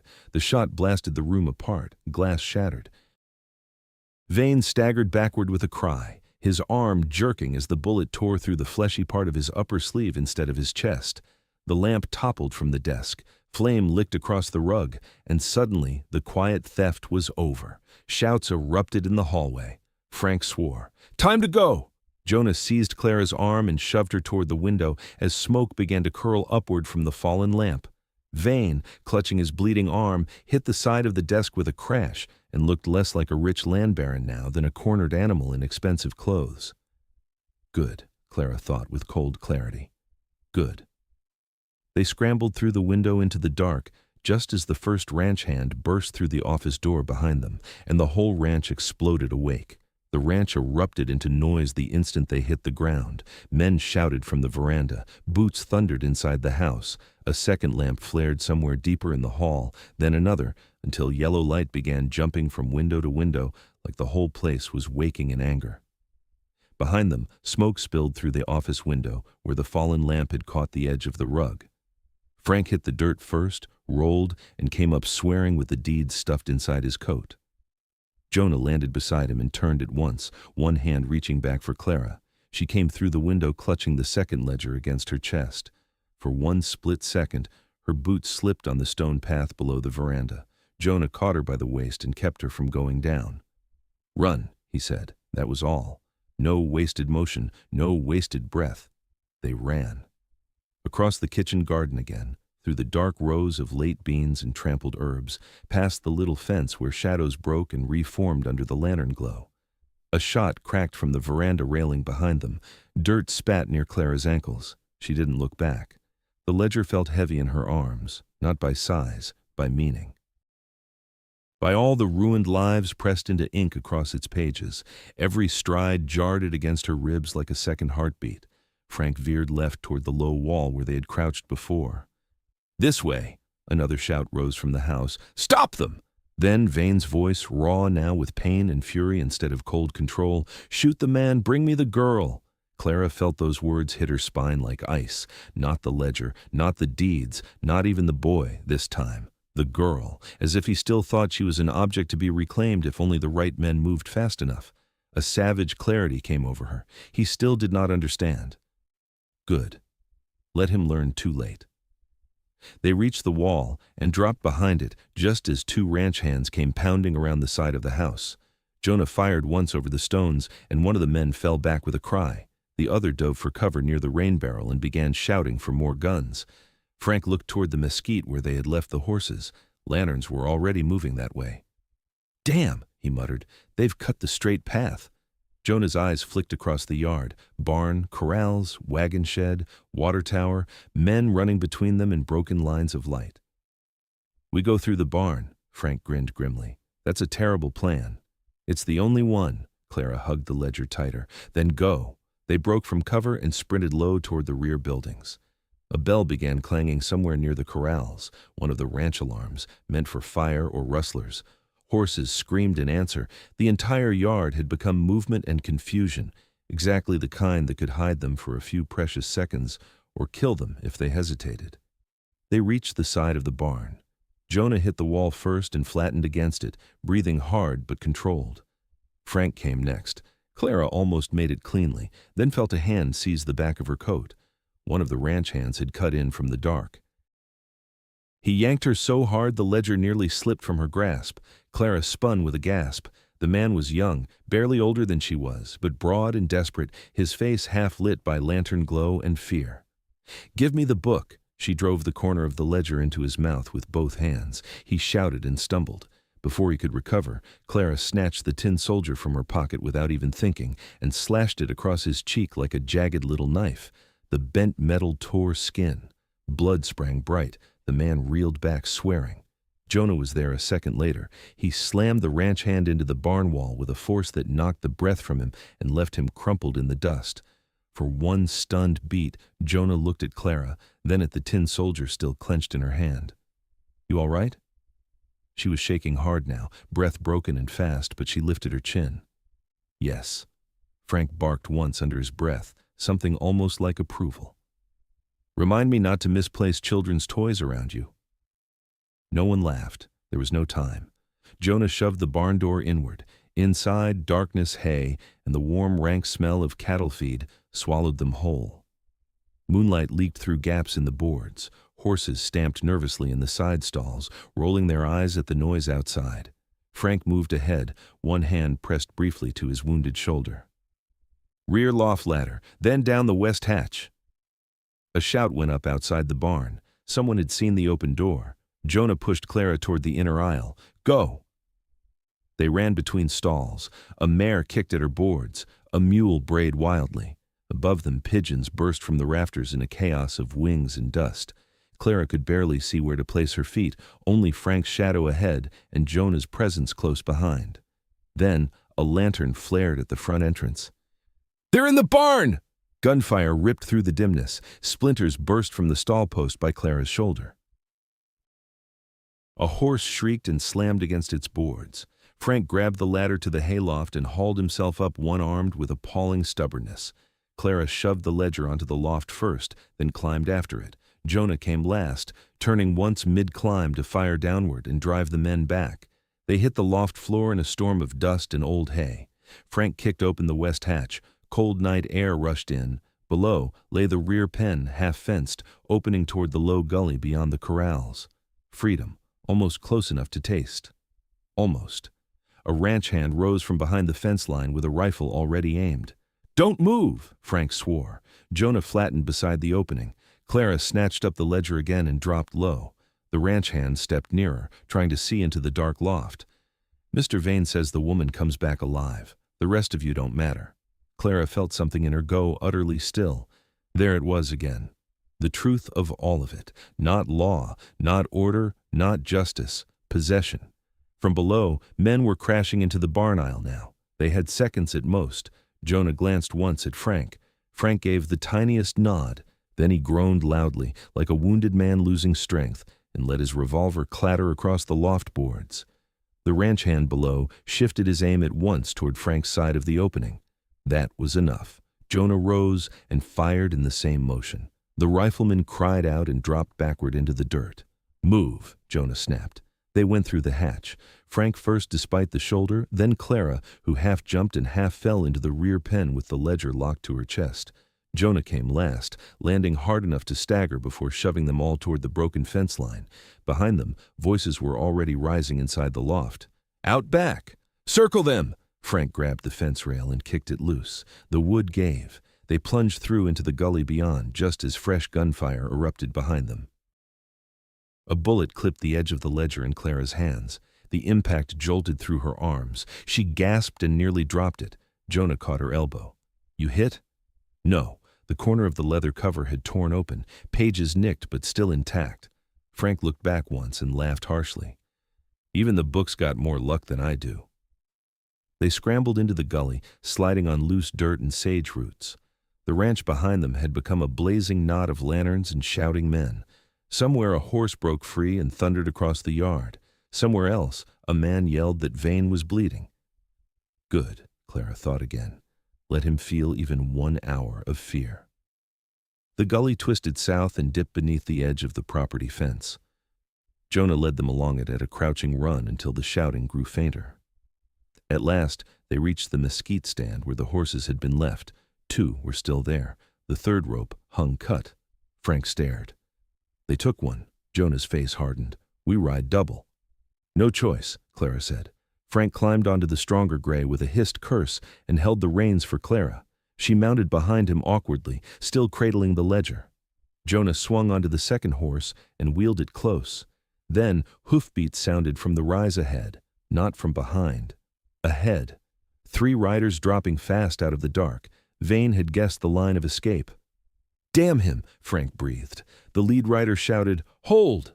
Jonah did not even pretend to consider it. He drove his heels into the horse and charged straight at the narrow gap between the first 2 riders. It was madness. It was perfect. Everything happened at once. The first rider fired and missed wide in the dark. Jonah's horse slammed shoulder to shoulder into the second mount, hard enough to send both animals screaming sideways. Frank's gray bolted after him. Clara ducked instinctively as a hat flew off one of the riders and vanished into the brush. For one wild instant, she saw Jonah outlined against the moonless sky, one hand on the reins, the other striking a man full in the face with the revolver barrel at close range. The rider toppled backward off the saddle and hit the ground with a sickening thud. Then they were through. The horses tore down the far slope into open country. Behind them more shots cracked, but the dark was thicker here and the land rougher. The riders would have to regroup before following, and that bought them something priceless. Distance. Frank leaned low over the saddle horn, breathing hard. Clara clung behind him, one arm around his middle, the ledger crushed between them. Jonah rode a few lengths ahead, glancing back every few seconds to make sure they still held together. At last, the ranch lights shrank behind them. The gunfire faded. The hoofbeats of pursuit did not vanish entirely, but they weakened, scattered, uncertain. They rode for what felt like forever before Jonah lifted a hand and slowed near a stand of black rocks overlooking the wash. Frank followed, and both horses stood heaving, sides slick with sweat. No one spoke for a moment. They were all breathing too hard. Then Frank gave a short, disbelieving laugh and looked down at the ledger in Clara's arms. "Tell me we didn't just rip the devil's spine out through his own window." Clara looked at the torn cover, the nicked pages, the dark stain of dirt and sweat across the leather. Then she looked back toward the distant black shape of Vane's ranch. "Yes," she said. Jonah listened to the night a few seconds longer, making sure no riders were close enough to matter, then finally let out a breath. "We're not safe yet," he said. "No," Clara answered, "but he isn't either." That changed the silence, because it was true. For the first time in years, maybe ever, Elias Vane was no longer the only one holding evidence. He was no longer the only one deciding what version of the truth survived the night. Frank slid stiffly from the saddle and nearly went to one knee. Clara dismounted too, alarmed. His face had gone gray in the dark. "Frank, I'm fine. You're bleeding through your coat." "That," he said, looking offended, "is separate from fine." Jonah was already on the ground, catching Frank under one arm before he could fall. The older man swore at the assistance but leaned into it anyway. Clara knelt and set the ledger on a flat rock. Her hands were trembling again, harder now that movement had stopped. She opened the cover. Inside, row after row of names, numbers, dates, marks, initials, debt entries, land transfers, cash amounts, payments to Boone, payments to the judge in Mason Ridge, a widow's acreage seized after non-compliance, the Ortega cattle note doubled after damages, the Harper boundary claim voided by clerical correction, her own name. Clara Bell, marriage settlement to consolidate Bell tract and assume attached debt. Boy to be removed east upon final signature. For a second, the words blurred. Then they sharpened until they seemed carved into her bones. Jonah crouched beside her. Frank, pale but upright, looked over from where he leaned against the rock. Martha was miles away with Benji, hidden in the hollow, waiting. And here, in Clara's hands, lay the whole ugly heart of it. Not rumor, not accusation, proof. She touched her own name once with shaking fingers, then turned the page. Beneath the entries, tucked between two sheets, lay one more folded paper. Clara drew it free. A notarized transfer already prepared for the next morning, her land, her signature space blank. Benji listed not as heir, not as brother, as dependent minor to be relocated under custodial discretion. Frank shut his eyes briefly. Sweet God, Jonah's voice came low and hard. That's enough to bury him. Clara looked up from the paper. No, not bury. Expose. The town had watched. The town had stayed silent. The town had let him dress theft in law and cruelty in respectability. Now the town would have to look straight at what it had helped create. She rose slowly, the transfer paper in one hand, the ledger in the other. When the sun comes up, she said, we go back to Dry Creek. Jonah stood too, reading her face carefully. To the sheriff? She gave him a look that answered that. No, she said, to everyone. And in the distance, far behind them, Elias Vane's ranch still blazed with lantern light, but for the first time the light did not look powerful. It looked afraid. They reached the hollow just before dawn. Martha was already awake, seated on an overturned bucket with a shotgun across her knees, and the expression of a woman prepared to shoot first and complain afterward. The moment she saw them emerge from the gray morning with both ledgers and Frank half held upright between Clara and Jonah, she stood so fast the bucket tipped over behind her. Well, she said, eyes moving from Frank's blood-dark coat to Clara's face to the books in her arms, I see subtlety has once again failed to guide your choices. Frank tried to straighten and nearly collapsed. Martha rushed forward at once. Idiot. I got worse from a mule in Abilene. I hope it had the decency to finish the job. But her hands were already checking the wound, already pulling him toward the blankets beneath the cedar. Benji woke at the sound of Clara's step. His eyes opened slowly, still clouded with fever and sleep, but the instant he saw her, he pushed himself up on one elbow. You came back? Clara went to him at once and dropped to her knees in the dirt. She did not realize how tightly fear had been wound through her until that moment, until his fingers found her sleeve again, and his small body leaned into hers with complete, unquestioning trust. I said I would. His gaze dropped to the ledger in her hand. Did you get it? Yes? Good. The fierce little certainty of that one word almost undid her. Jonah crouched nearby and set the second ledger down on the blanket. Frank was lowered with many insults and very little grace onto the far side of the hollow, while Martha muttered darkly over his shoulder and rebound the wound tighter. Morning light spread gradually across the scrub and stone, pale gold climbing the rocks as if the land itself was waking to witness what came next. Clara opened the ledger again. This time she read it aloud, not every page, only enough. The names of widows, the false transfers, the doubled debts, the payments to Boone, the note about the judge, the line beside her own name, marriage settlement to consolidate Bell Tract and assume attached debt, boy to be removed east upon final signature. Martha went still. Frank's face hardened into something colder than anger. Benji listened in silence, his mouth set in a way no child's mouth should ever have to be. When Clara finished, the hollow held one terrible, honest quiet. Then Benji asked, Does this mean he can't say it was all in your head? Clara looked at him. All the years of being told to endure, to accept, to survive quietly, to wait for men with papers and power to decide reality for her, suddenly they felt like dry leaves. One spark, and they would be gone. No, she said. He can't say that anymore. Jonah rested his forearms on his knees, watching her. What now? She already knew. That was the strange part. Somewhere between the chapel and the ranch and this morning light over the hollow, fear had stopped being the thing making her decisions. It still lived in her. It always would. But it no longer ruled. We take it to town, she said. Frank looked up. Straight through the front? Yes? Boone will try to bury it. I know. Vane will try to stop you. I know that too. Martha tied off the bandage with a jerk. And yet here we are. Clara closed the ledger. Not to the sheriff. Not quietly. Not to a back room where they can say they'll look into it and make it disappear by supper. We take it where everyone sees, same as he tried to do to me. Jonah's eyes stayed on her for a long moment. Then he nodded once. All right. Frank gave a rough, pained laugh. I do enjoy a plan that insults the right people. Martha sighed toward heaven. I assume none of you are interested in cowardice for one single morning. No, Clara said. Pity. They rested only long enough to get Benji's fever lower, to force water into Frank, and to wait until the town would be fully awake. Clara changed out of the ruined wedding dress at last, pulling on one of Frank's extra shirts beneath the torn coat and tying her hair back with a strip of cloth. But she did not abandon the white dress entirely. She tore a long strip from its stained skirt and wound it around the ledgers before strapping them to her saddle. The cloth looked like a ghost. Good, she thought. Let the whole town see what kind of marriage this had truly been.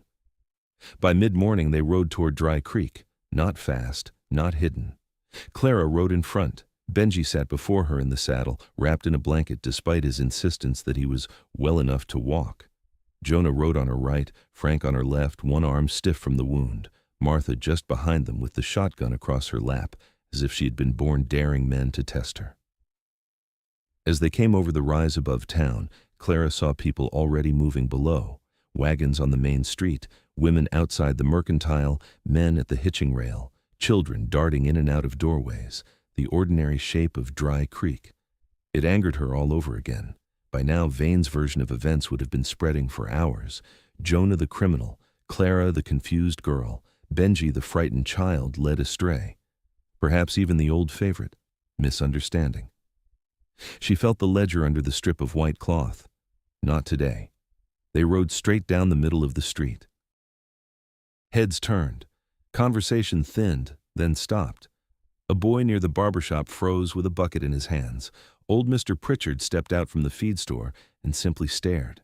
Miss Gentry came to the mercantile doorway with both hands pressed to her apron. The barber stopped shaving a man mid-lather and leaned out for a better look. Clara did not look away from any of them. She rode to the chapel first, not because she needed to, because it mattered. The same whitewashed boards, the same steps, the same rope hanging beside the bell. Yesterday she had come there dressed for surrender. Today she rode there carrying proof of a crime. She stopped her horse at the foot of the steps and raised her voice. "Sheriff Boone!" The name cracked through town sharp enough to turn every face. For 1 second, nothing happened. Then Boone emerged from the mercantile as if he had already been hiding inside, hoping the day would go another way. He saw Clara, Benji, Jonah, Frank, Martha, the ledgers wrapped in white cloth, and the whole street watching.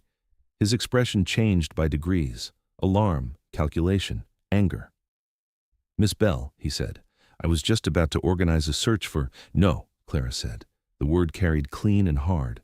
A murmur moved through the crowd. Boone stiffened. "Now listen here. You had time yesterday," she said, "when he took my brother, when he forced me to that altar, when men with rifles came to a church and turned it into a trap. You had all that time, Sheriff. So no. You will listen here." That silence again, the kind that felt like standing on a frozen lake and hearing the first deep crack below. Boone glanced toward the hotel, toward the street, anywhere except at the town's faces. Then came another rider. Elias Vane. He was not alone. 2 ranch hands followed behind him, and his left arm was bound tight in a sling beneath a dark coat. Even wounded, even pale from blood loss and fury, he sat his horse like a man trying to wear control over a body that had begun to betray him. The moment Clara saw him, every bruise inside her remembered his voice in the boarding house, his hand on her arm, Benji's neckerchief in his fist. Vane reined in near the center of the street. "What is the meaning of this?" Frank muttered under his breath. "Oh, he does love an audience." Clara slid from the saddle.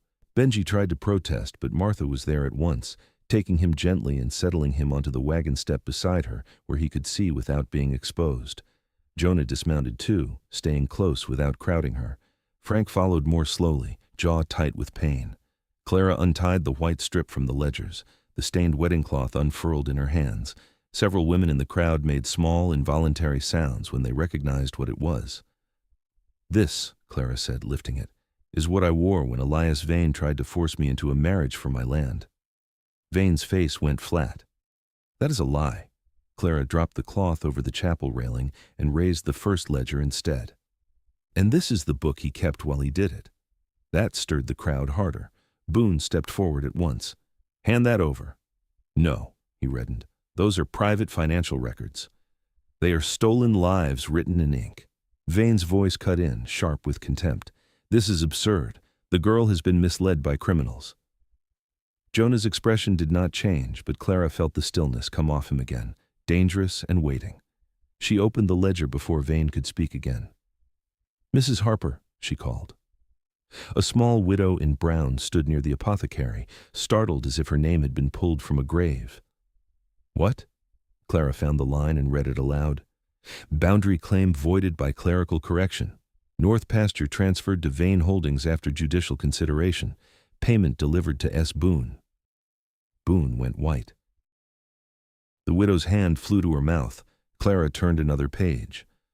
"Ortega family. Cattle note doubled after damages. Damages not observed. Enforcement approved by Sheriff Boone." Mr. Ortega stepped out from the blacksmith's shade with murder on his face. Another page. "Widow Miller. Seed debt purchased at discount. House claim seized after illness." A woman in the back began to cry. The street no longer looked ordinary. It looked awake. Vane raised his voice. "Enough!" Clara looked straight at him and kept reading. Not everything. Only enough names for recognition to spread like fire through dry grass. Enough for people to hear themselves in the book. Enough for them to hear neighbors in it too. Enough for silence to become unbearable. Boone made a move toward her. Jonah stepped between them. The sheriff stopped. Not because of the gun at Jonah's side, because of the certainty in his face, because for once Boone was standing opposite a man who would not look away simply because a badge asked him to. Vane's control frayed visibly now. "You think a handful of entries mean something? Debts are legal, transfers are legal. I have papers for every acre I own." "So do I," Clara said. She lifted the folded transfer taken from the safe and opened it with both hands. "My land," she said to the crowd, "prepared for this morning, my signature blank. My brother listed not as heir, not as family, but as a dependent minor to be relocated east after marriage." A low wave of outrage moved across the street. She heard it clearly. Not pity this time. "Outrage," Benji's little voice carried unexpectedly from the wagon step. He told them I'd disappear easy. Every head turned toward him, the child in the blanket, the bruise at his temple, the rope mark still visible at one wrist. Benji looked frightened that all those eyes were on him, but he kept going anyway. "He said Clara would do what he wanted if I was gone." Martha laid one hand on his shoulder, steady but not silencing him.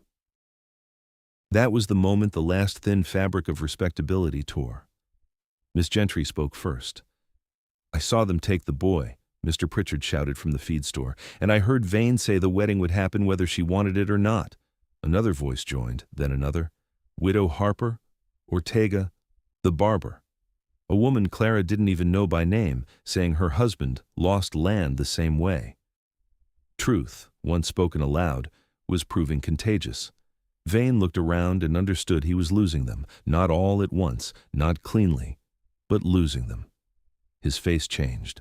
The polished man vanished, the rich benefactor, the stern rancher, the patient lender, all of it stripped away until only the thing underneath remained. "You fools," he spat. "Everything you have in this town runs through me. Your feed, your wages, your credit, your rail contracts. You turn on me and you starve." There it was. Not law, not generosity, threat. The whole town heard it. Boone took one uncertain step backward. That tiny movement told Clara he had understood something too late. If Vane fell publicly enough, there might not be room under him for a sheriff to keep standing. Vane saw Boone move and wheeled on him. "Do something." Boone's face worked. "Elias, maybe if we just—" That was as far as he got, because Vane, in front of everyone, reached for the pistol at his belt. The street exploded. Men shouted. Women grabbed children. Boone stumbled back with both hands up. Jonah moved instantly, but Clara was already turning toward Benji because Vane's gaze had shifted in the same heartbeat. Toward the wagon, toward the child, of course, always the smallest throat in the room. Vane raised the gun. Jonah fired first. The shot cracked through Dry Creek like judgment. Vane jerked, spun sideways in the saddle, and lost the pistol as his horse reared beneath him. He crashed hard into the dust, one leg twisted under the stirrup leather before the horse yanked free and bolted riderless down the street. Silence hit the town so fast it rang. Then, sound came back all at once. Gasps, screams, boots, shouting. Boone stood frozen, white as chalk. Vane lay in the dirt clutching his side, blood seeping dark through his coat, staring up as if he could not quite understand how the world had finally found the courage to answer him. Jonah lowered the gun but did not holster it. No one missed why he had fired, not at the chest, not to kill, to stop, to save the child. Clara was already at the wagon, hands on Benji's face, checking, holding, making sure he was untouched. Benji flung both arms around her neck and she held him so hard, her whole body shook. "I'm here," she whispered into his hair. "I'm here." When she turned back, men were surrounding Vane now, not his men, townsmen, people who had once stepped aside when he rode past, Ortega first, then Pritchard, then 2 ranch hands from his own place standing farther back, no longer willing to move for him. Boone looked at the crowd, at the ledgers, at Vane bleeding in the street, and saw his future collapsing. He began. "No," Clara said again. She stepped forward with Benji's hand in hers and the ledger under her arm. This time when she spoke, the whole street listened. "You all knew pieces," she said. "Maybe not all of it. Maybe not the books, not the payments, not the signatures. But you knew enough. You knew what kind of man he was. You knew what was happening to families here. You knew what he meant to do to me yesterday, and you told yourselves fear was reason to stay quiet."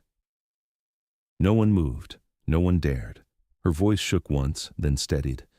Silence did this too. That landed harder than any accusation she had yet spoken, because it was not only for Vane, it was for all of them, for Boone, for the preacher, for every bowed head in the chapel. Tears ran openly down Miss Gentry's face now. Mr. Pritchard removed his hat again, and this time there was no mistaking what it meant. Widow Harper stood straighter than Clara had ever seen her. Then something happened Clara had not expected. The preacher stepped out onto the chapel porch. He was still pale, still weak-looking, but he came down the steps one by one and stopped near the white strip of torn wedding dress hanging from the railing. "I should have stopped it sooner," he said. His voice was not loud, but the street was so silent it did not need to be. Boone covered his face briefly with one hand. Frank, leaning hard on the wagon wheel with one arm and pain written all over him, muttered, "Better late than never, though late does have a strong lead." Martha, for once, did not disagree. Men lifted Vane from the dirt. He was alive, barely controlled, still glaring at Clara like hatred might keep power in his hands if blood could not. It no longer mattered. He was not the center of the street anymore. The ledger was. The truth was. Benji looked up at Clara from beneath his blanket, eyes huge and tired, and still too old for 9. "Is it over?" Clara looked around Dry Creek, at the faces, at the shame, at the anger, at the white cloth on the chapel rail, at Jonah standing a little apart now, gun lowered, watching not like a hero claiming anything, only like a man making sure the danger had truly broken.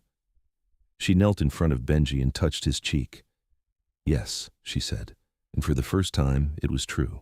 The rest unfolded with the plain, practical force of morning after a storm. Boone was disarmed.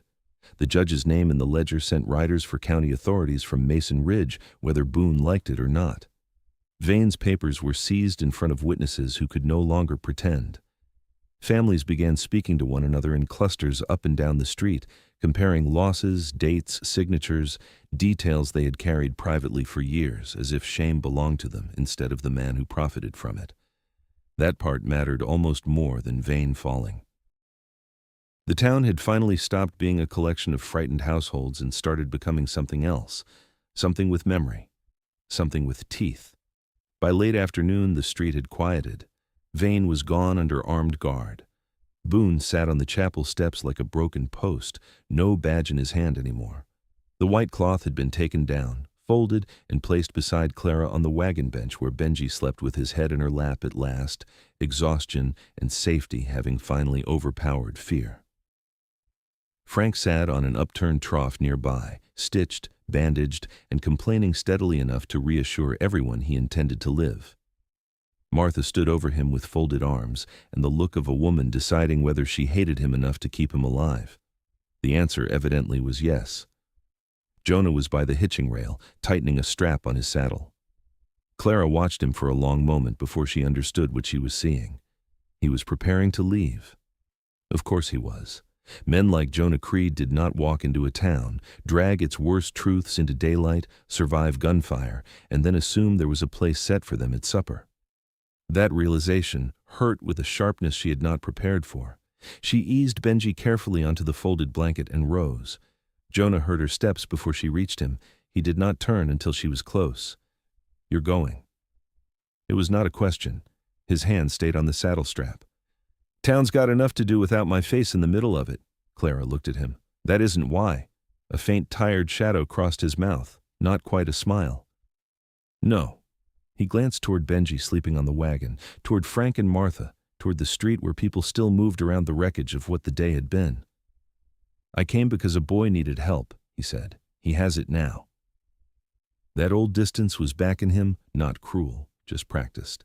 The distance of a man who had taught himself not to stand too close to anything he might one day lose. Clara folded her arms. "You think that's all this is?" He met her eyes then. For a second she saw how tired he really was, not from the wound or the ride or the fight, from years, from carrying whatever dead child still lived in his memory, from believing perhaps that saving one boy did not change the kind of man he had once been. "You don't owe us more," he said quietly. "No," Clara answered. "You owe us nothing." He waited. She took one slow breath. But staying wouldn't be payment. That made him still. Not frozen.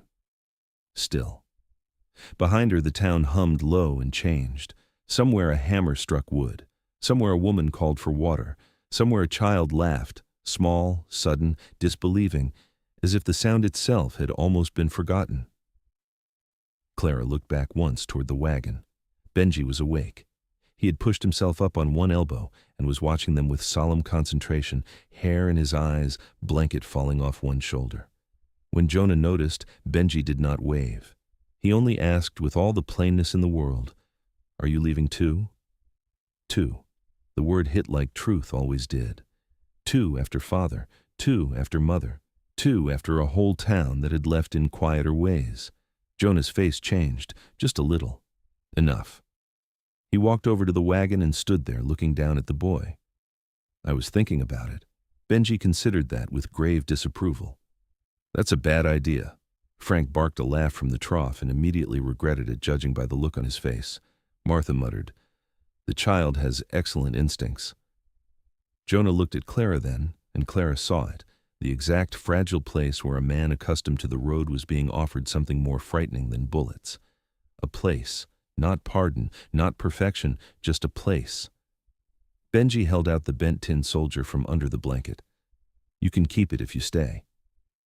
Jonah stared at the little figure in the child's palm, as if it were the strangest and most serious offer he had ever received. Then, very carefully, he took it. "All right," he said. Benji settled back instantly as if the matter were now properly resolved.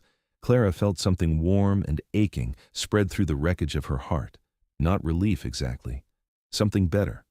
The knowledge that after all the taking, something had finally been chosen. The sun was low by then, throwing long amber light across Dry Creek. It caught the chapel boards, the dusty street, the tired faces, the folded white cloth, the bent tin soldier in Jonah's hand. By sundown the day before, Clara Bell had been meant to become a prisoner in a white dress while her brother was stolen, and her name written into a ledger like property.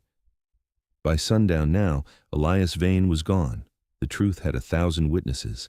Benji was asleep in safety, and a scarred cowboy who had once believed he had no right to stay anywhere stood in the golden street holding the first thing that had felt like home in years. No vows were spoken, none were needed. The town had heard enough truth for one lifetime, and in the quiet after ruin, what remained was simpler than law, stronger than fear, and earned the hard way.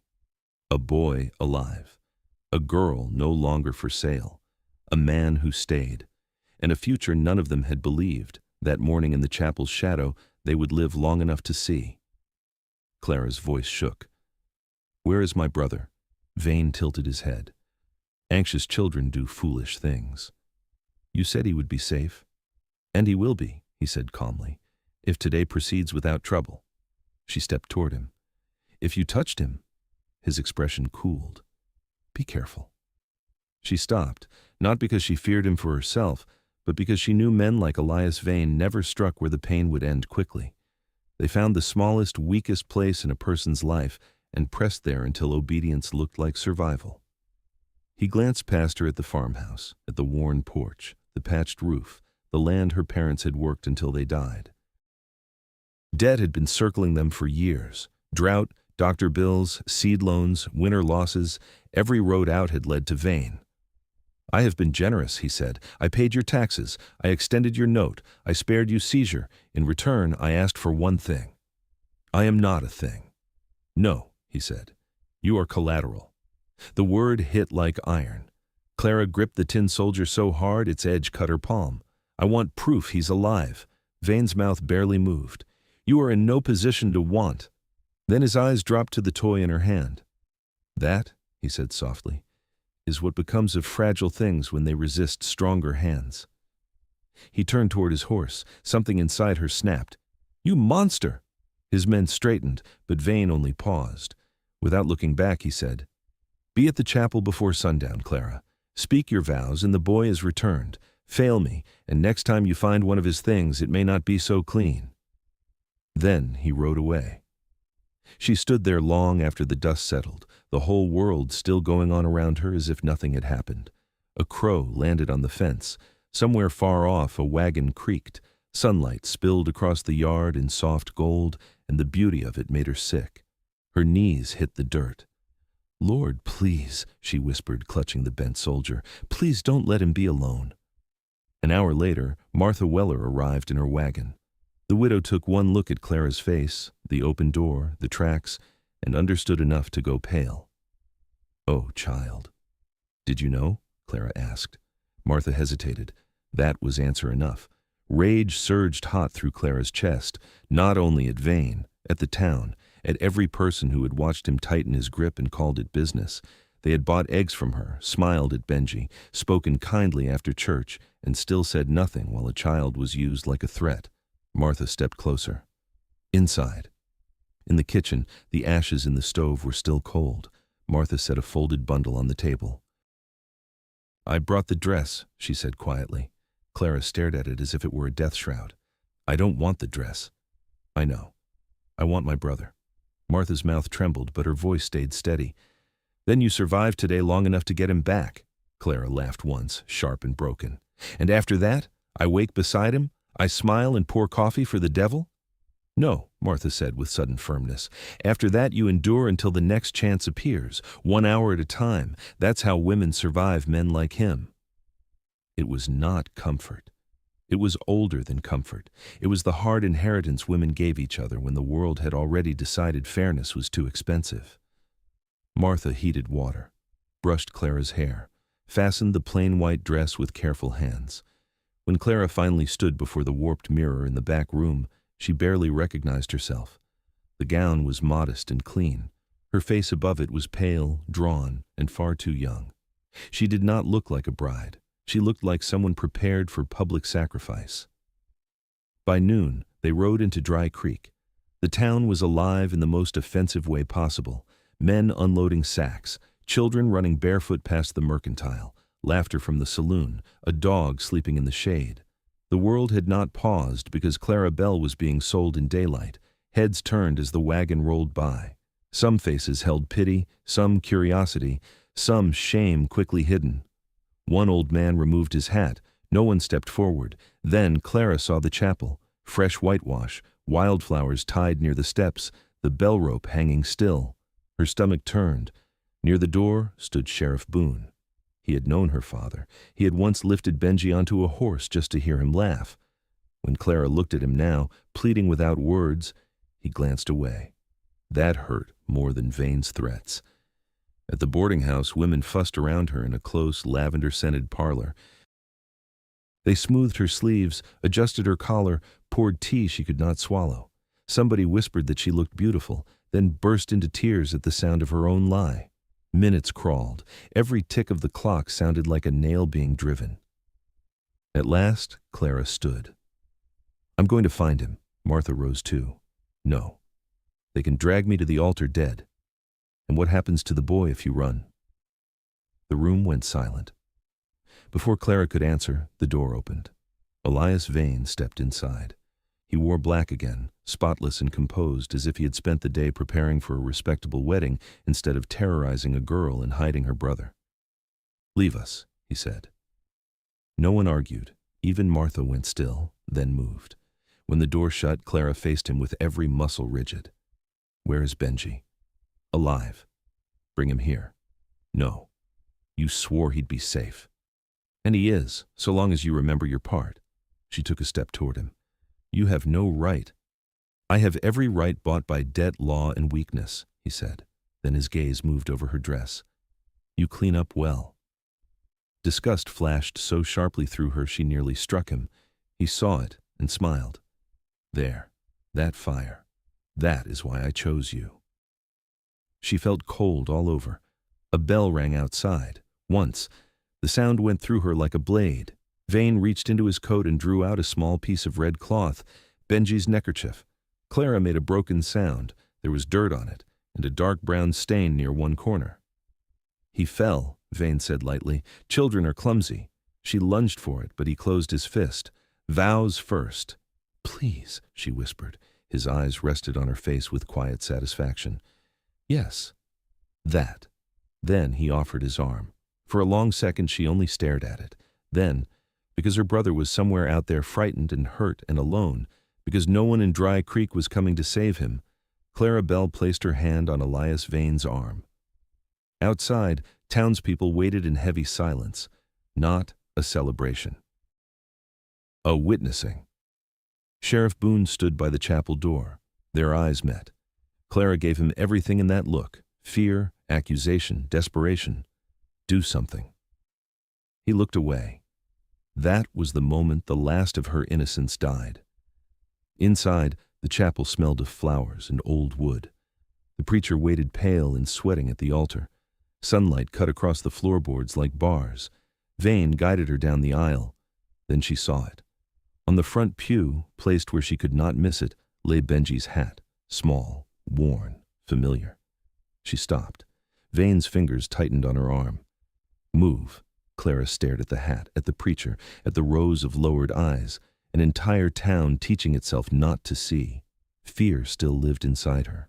But something else rose beneath it now, hotter and steadier. Hatred, not wild hatred, clean hatred, the kind that remembers. The preacher opened his Bible with trembling hands.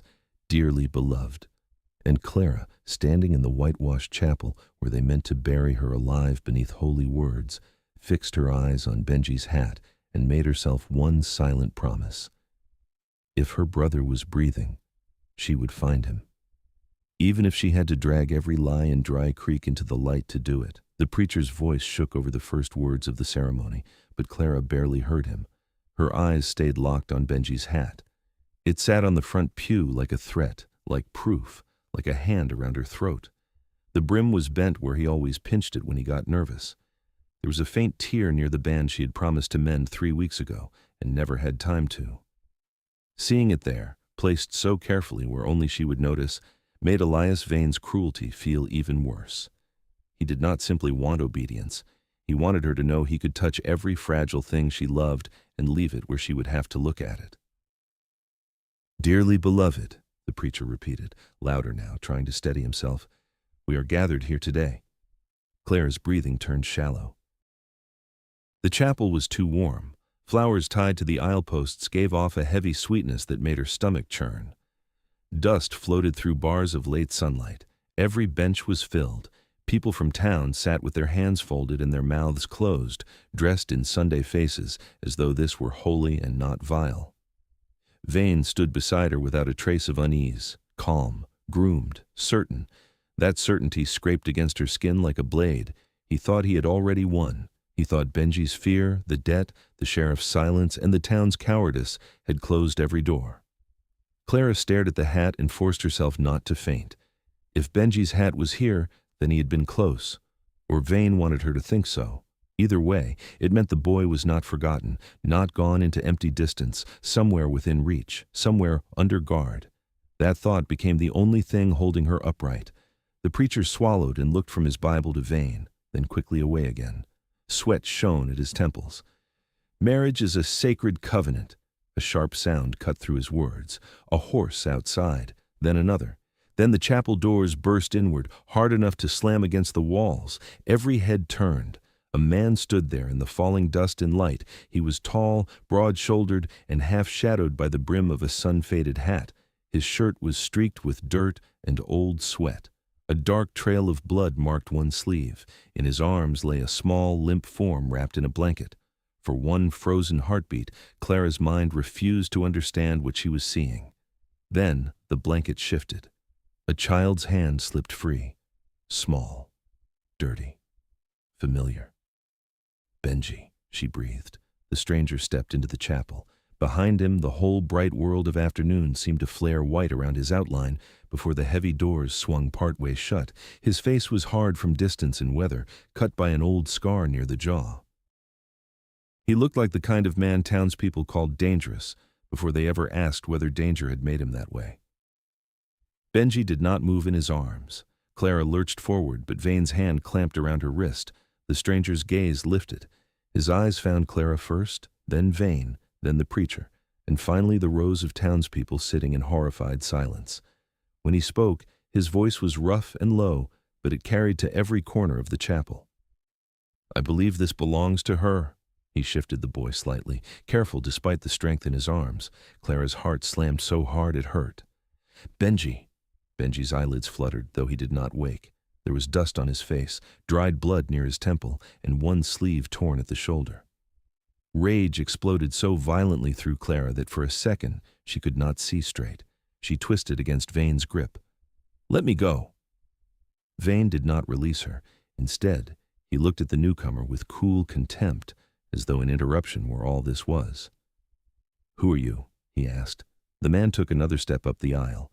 Boot heels thudded softly on the boards. "Name's Jonah Creed." A murmur stirred through the chapel. Some knew the name. Clara could hear it in the shift of the room. Not recognition exactly, more like old rumor brushing against fresh air. Drifter, ranch hand, gunman. A man from nowhere with too much silence in him.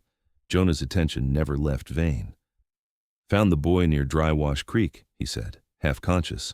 "Tried crawling through mesquite with 2 riders on his trail." The silence thickened.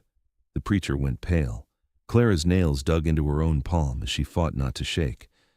"Benji," she said again, hoarse now. "Benji, can you hear me?"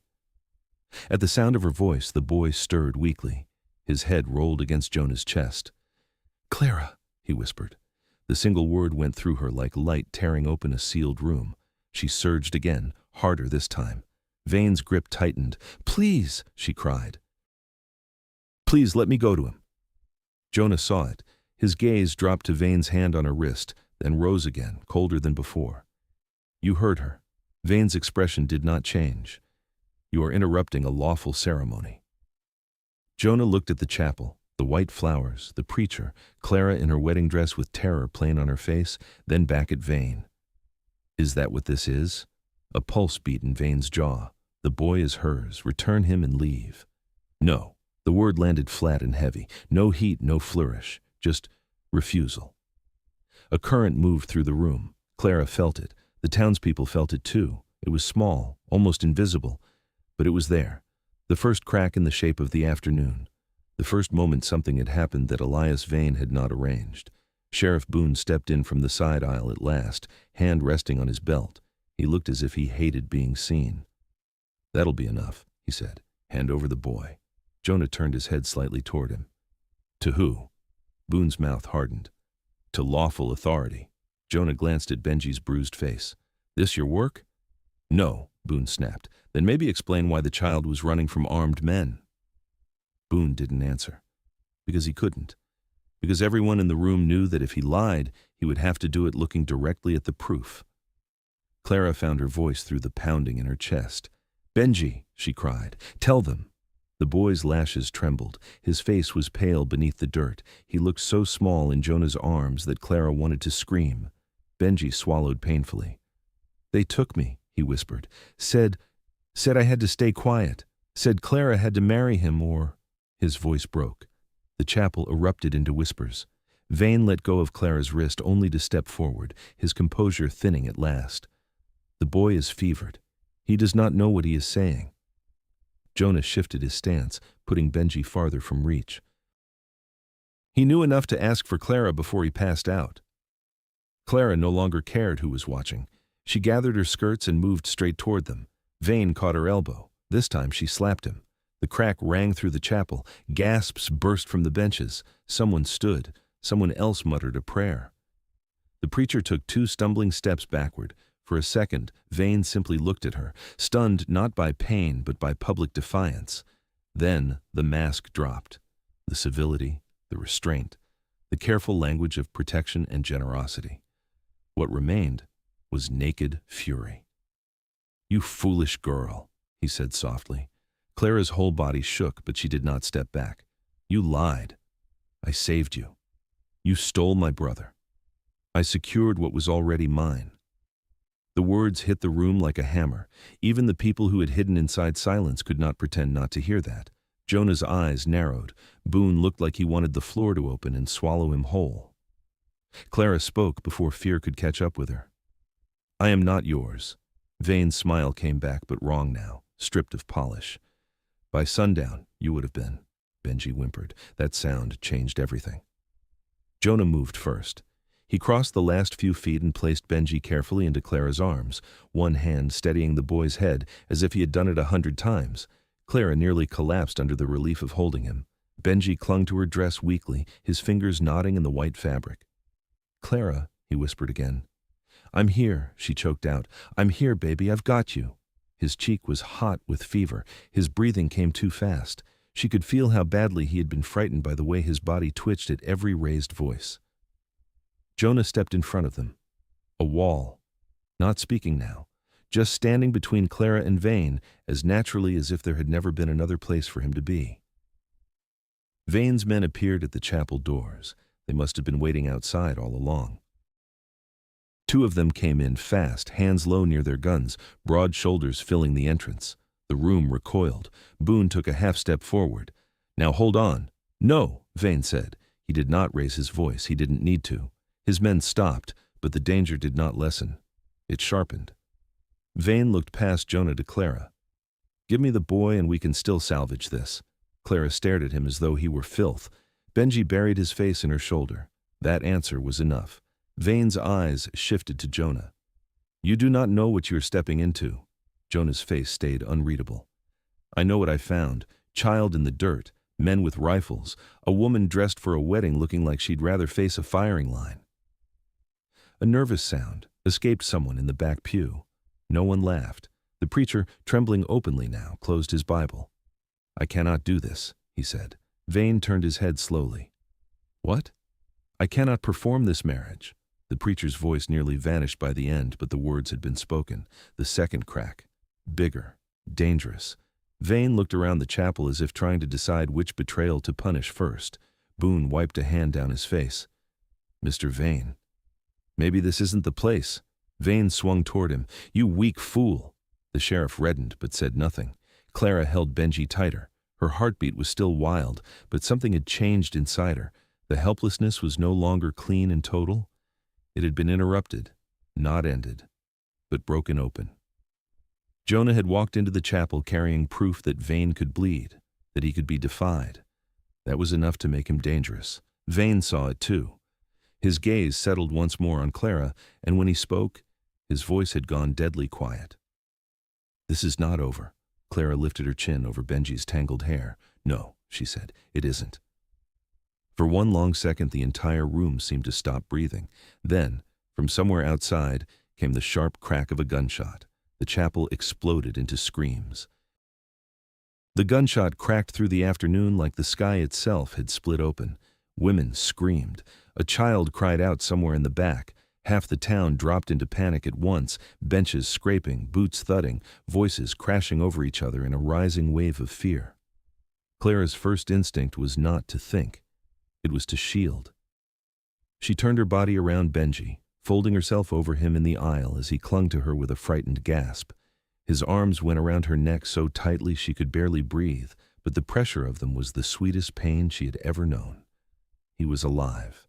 Hot with fever, shaking, bruised, but alive. "It's all right," she whispered, though nothing was all right. "I've got you. Don't let go of me."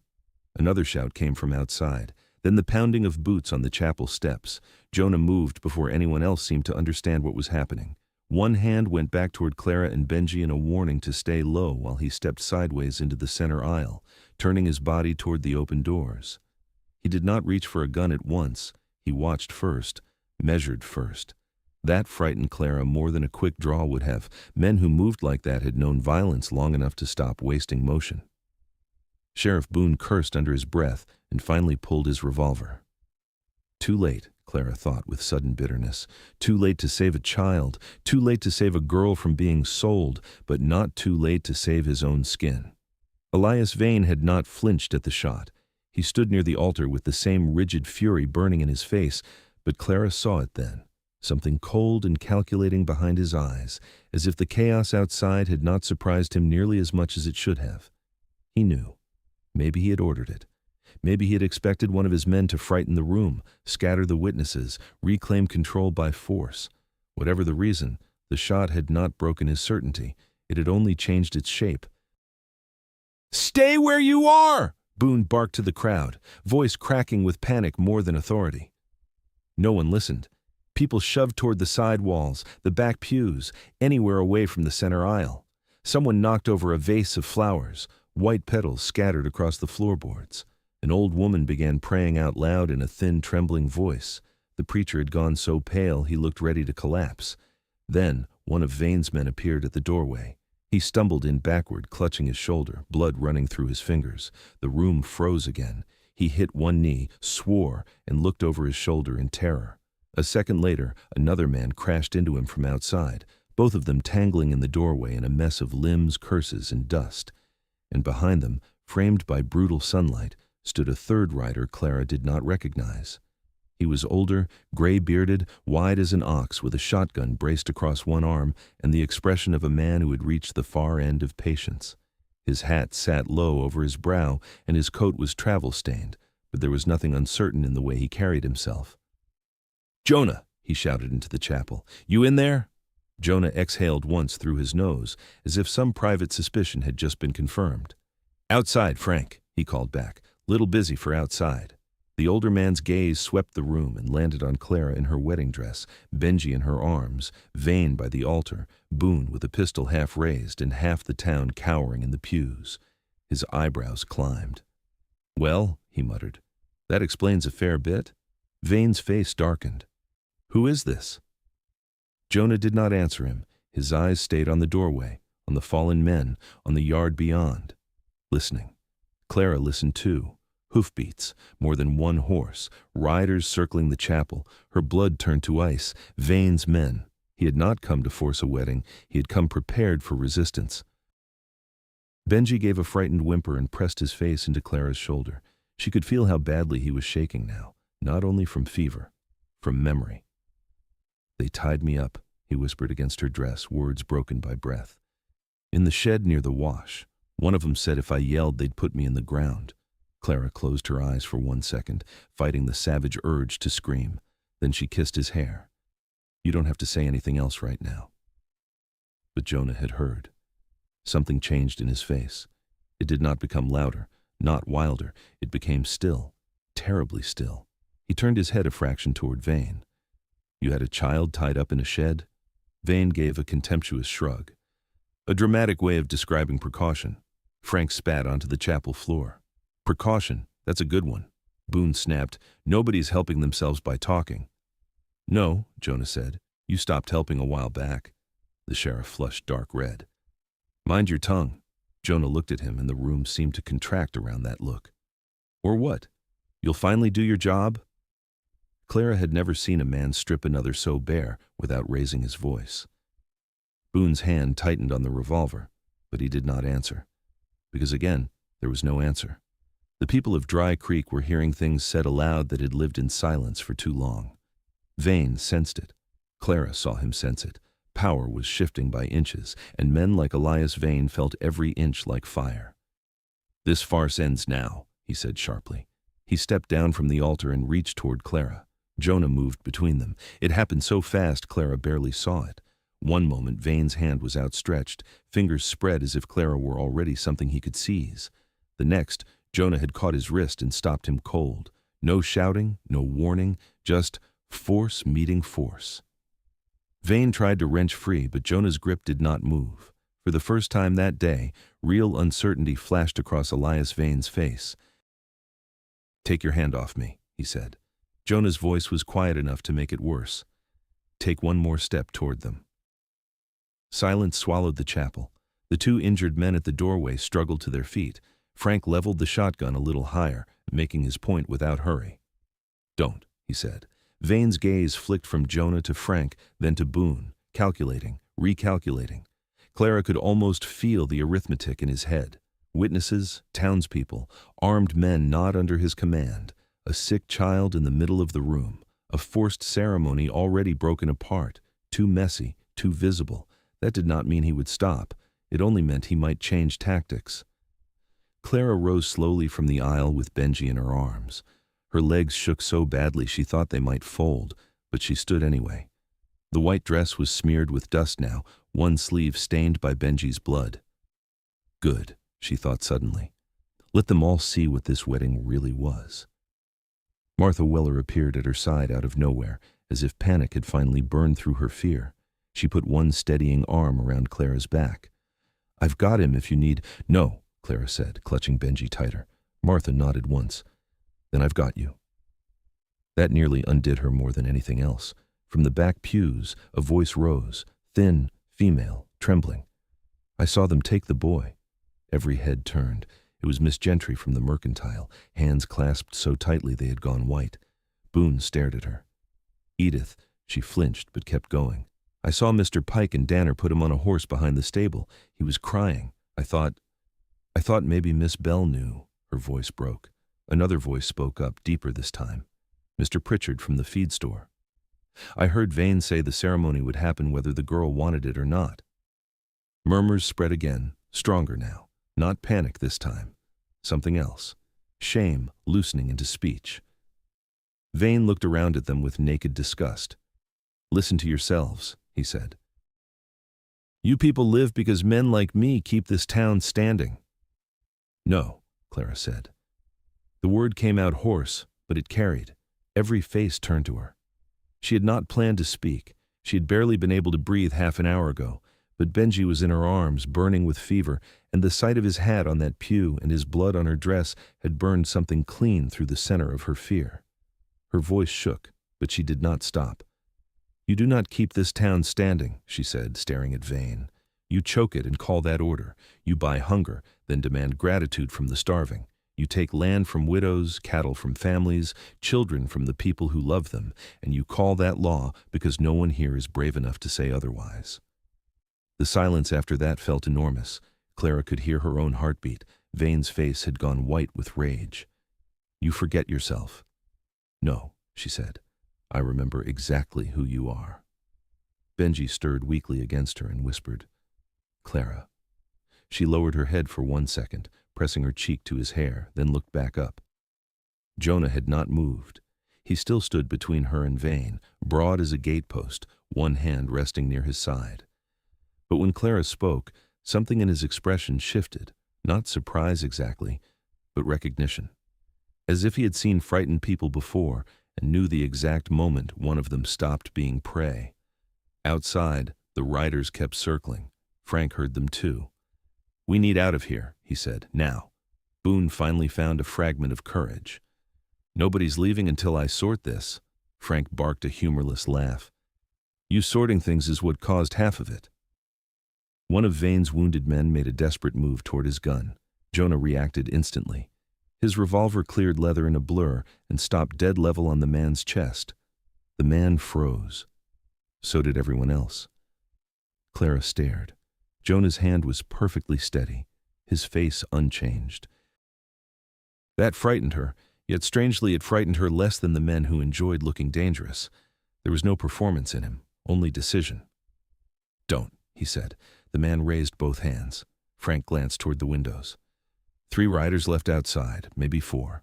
Vane seized on that at once. "You think you can walk out of here?" he asked Jonah. "With them." Jonah did not look at him. Yes. The certainty of it landed harder than a threat, but Clara felt the truth beneath it, not certainty that all would go well, certainty only that he would try. And for the first time since dawn, that was enough. Martha touched Clara's arm. There's a side door behind the vestry. Vane heard. His head snapped toward Martha with such venom that she recoiled. You meddling old... Finish that sentence, Frank said, shotgun rising. Vane didn't. Jonah backed toward Clara without taking his eyes off the room. When we move, stay behind me. Clara tightened her hold on Benji. Why are you helping us?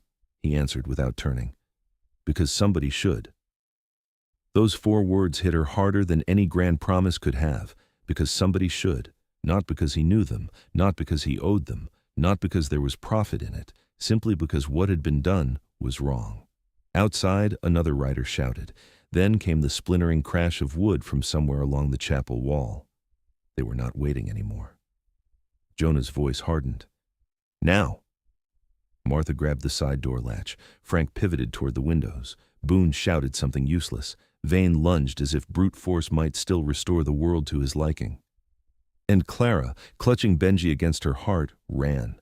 Clara ran with Benji in her arms and the taste of fear like metal in her mouth. The side door burst open under Martha's hand, and hot afternoon light slammed into them. For one blinding second, Clara saw nothing but white glare, drifting dust, and the hard outline of the alley behind the chapel. Then the world snapped back into shape all at once.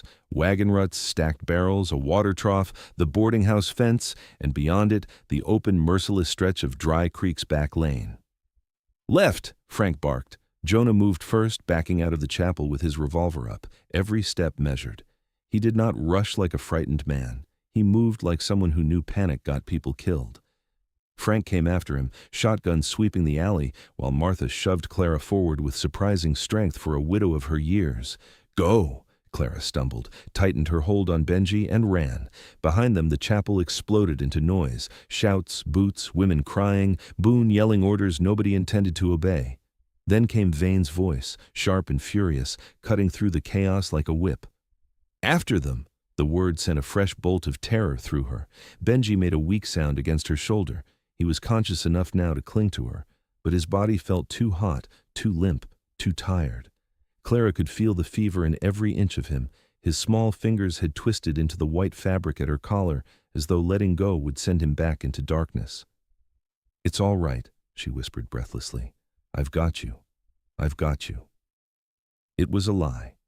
Nothing was all right, but she kept saying it anyway, because mothers lied like that to frighten children, and Clara had been mother, sister, father, and shelter to him for 3 years. A gunshot cracked behind them. Wood splintered off the fence inches from Frank's shoulder. He swore.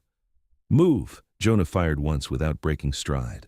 Clara did not look back to see if he hit anyone.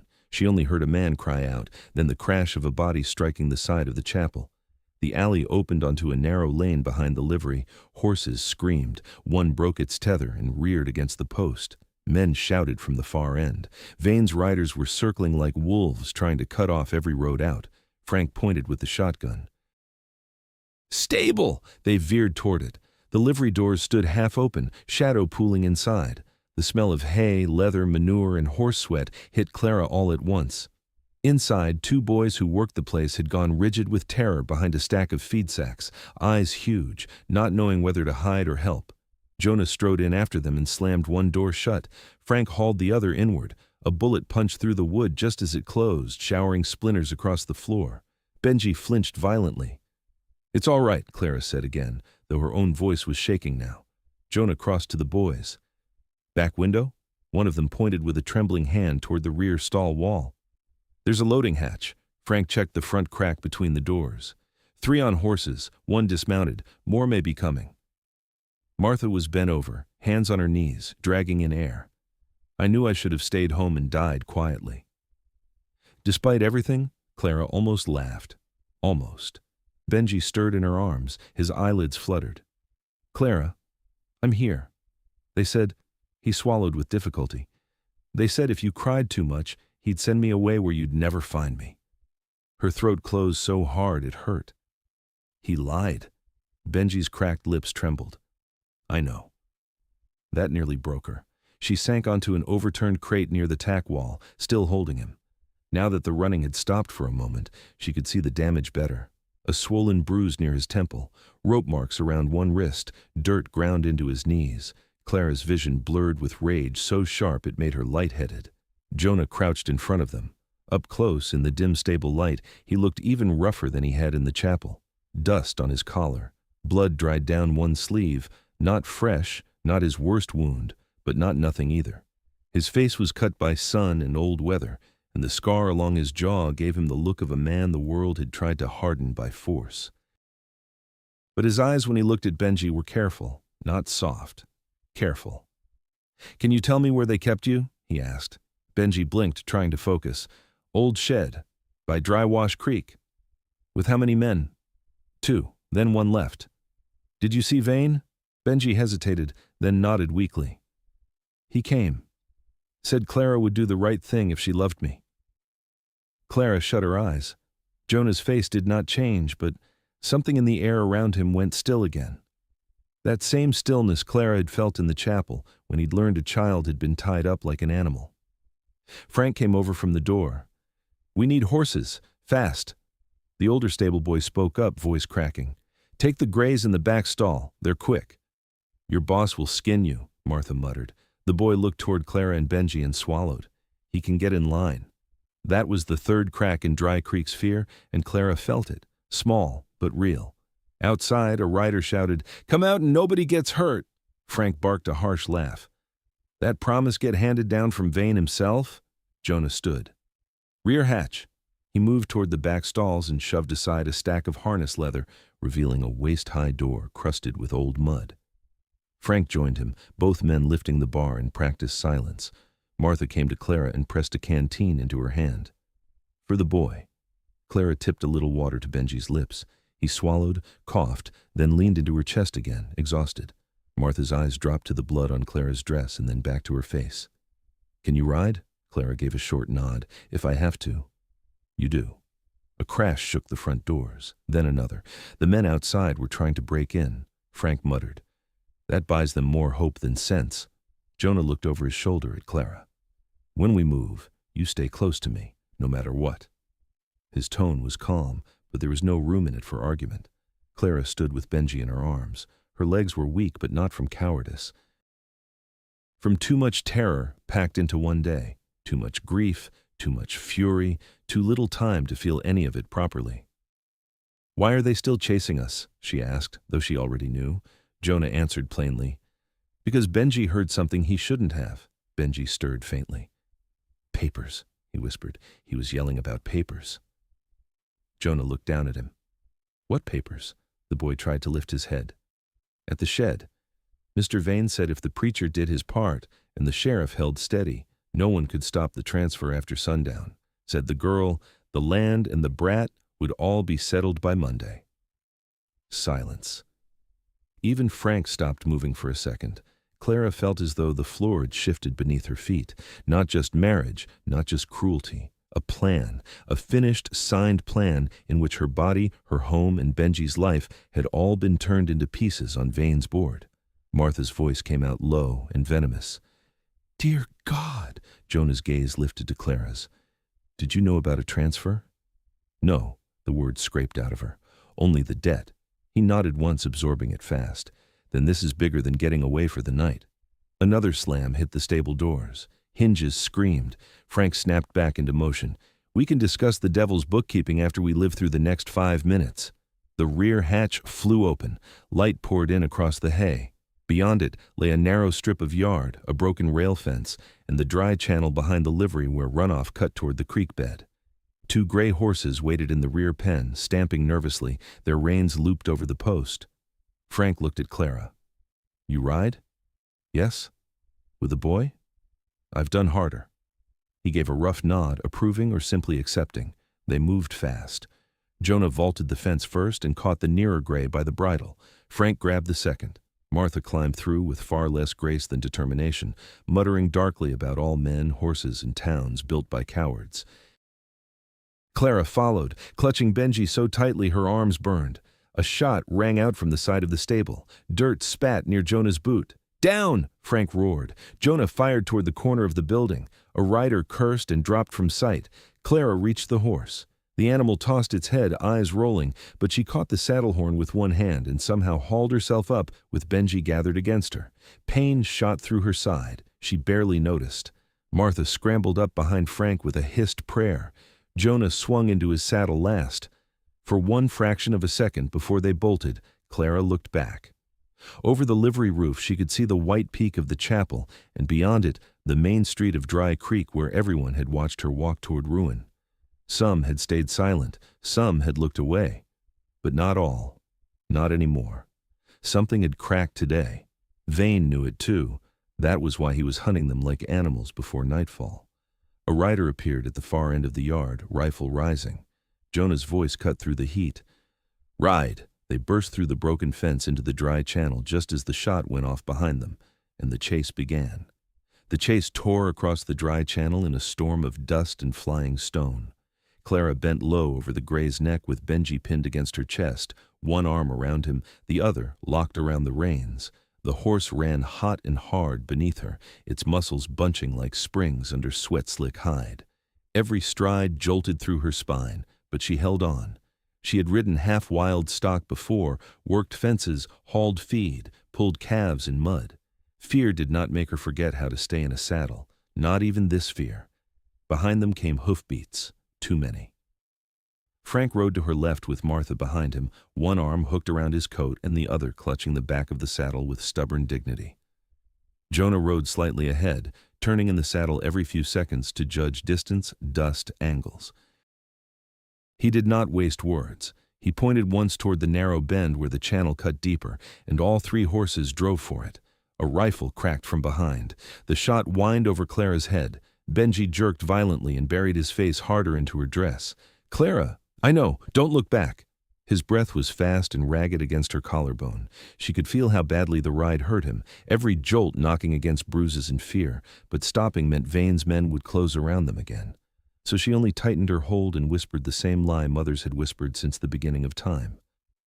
Almost there. The channel curved sharply between high clay banks, cutting them from sight of the town. For a few seconds the noise behind them dulled. Hooves thundered in enclosed echoes. Dust rose so thick Clara could barely see Jonah's shoulders ahead. Frank shouted, "Split at the wash fork?" Jonah shook his head. "Too obvious. Creek line." Bad footing. Better than being visible. That was the end of the debate. They burst from the narrow channel into a stretch of scrubland where the dry wash braided out into low gravel bars and thorn brush. Farther west, a ribbon of cottonwoods marked the creek bed, mostly dry this season except for stubborn pockets of water caught in the bends. Beyond that lay broken country, good for hiding, bad for speed. Jonah led them straight for it. Another shot cracked. This one struck dirt near Frank's horse, throwing up grit. Martha cursed with the full force of a woman who had spent a lifetime swallowing more civilized words. "They are persistent," she snapped. "That means they're scared," Jonah called back. Clara heard it and understood at once. Men did not hunt like this over insult alone, not over one ruined wedding. They hunted because Benji had heard something dangerous, because there were papers somewhere, because Elias Vane had built his power on more than cruelty, and proof of it was close enough to make him reckless. That thought steadied her more than comfort would have. They were no longer merely running from a monster. They were carrying something he needed silenced. The horses plunged into the creek bed. Rocks shifted under hoof. Clara's gray stumbled once, recovered, and lunged on. Cottonwood branches whipped at her sleeves. Benji gave a faint cry when one struck his shoulder. "Sorry, baby," she whispered. "Just hold on." He was trembling harder now, not only from fear. His skin burned through the cloth at his neck. Fever. The ride was draining whatever little strength he had left. Jonah saw Clara's trouble the next time he looked back. "How bad?" he called. "Hot," she answered, "and fading." He scanned ahead, eyes narrowing. "There's an old line shack 2 miles up if it's still standing." Frank grunted. "You hoping or knowing?" "Both." They kept going. The creek narrowed, then opened again into a shallow basin littered with driftwood and pale stones. For a moment the hoofbeats behind them seemed farther off. Either Vane's riders had lost their line in the dust, or they were swinging wide to cut ahead. Jonah slowed just enough to let Clara draw alongside him. Can you stay mounted? Yes? That wasn't the question. Clara looked at him, hair half fallen, dress filthy, brother burning in her arms. I can stay mounted. Something like grim approval flickered across his face. Good. That should have irritated her. Instead, it gave her a strange, hard spark of strength. He was not speaking to her like a frightened bride to be pitied. He was speaking to her like someone already in the fight. Ahead, the creek bent around a low rise of red rock. Jonah lifted a hand and they slowed sharply, letting the horses pick their way through the shadow of the bank. Everyone listened. Wind in branches, saddle leather creaking. No hoofbeats. Frank frowned. Lost him? No, Jonah said. He slid from the saddle in one smooth motion and climbed 3 steps up the bank, crouching low. Clara watched him study the open ground beyond, then the ridge to the south. His whole body seemed to become listening. When he came back down, his face had tightened. They split, 2 still behind, 1 circling ahead, Frank muttered. Clever enough for hired muscle. Desperate enough, Jonah corrected. Martha leaned around Frank's shoulder. Can we please survive first and analyze the intelligence of idiots later? Jonah pointed toward a narrow break between boulders. Through there, single file. They turned into the gap. It was barely wide enough for the horses, the walls rising close on either side. Clara had to duck to keep branches from tearing at Benji's face. Her own white dress, or what remained of it, snagged and ripped again at the hem. The confinement pressed on her nerves, but there was one comfort in it. No rider could come at them from both sides here. If Vane's men wanted them, they would have to funnel in. At the far end of the break, the land opened into a small hidden flat shaded by cottonwoods and bordered by a leaning shack of gray boards and a roof patched with rusted tin. One wall had half collapsed years ago and been roughly mended with mismatched planks. Frank exhaled. Still standing. Barely, Martha said. To me, that counts. They dismounted fast. The moment Clara's boots hit the ground, her knees nearly gave way. Jonah was at the horse's side before she could fall, one hand catching the bridle, the other steadying her elbow just long enough for her to lower Benji. Inside, he said. She nodded and carried the boy into the shack. The air within was stale and hot but shaded. A broken table leaned in one corner. A rusted stove sat dead against the wall. Someone long ago had left a bunk frame, now sagging but usable.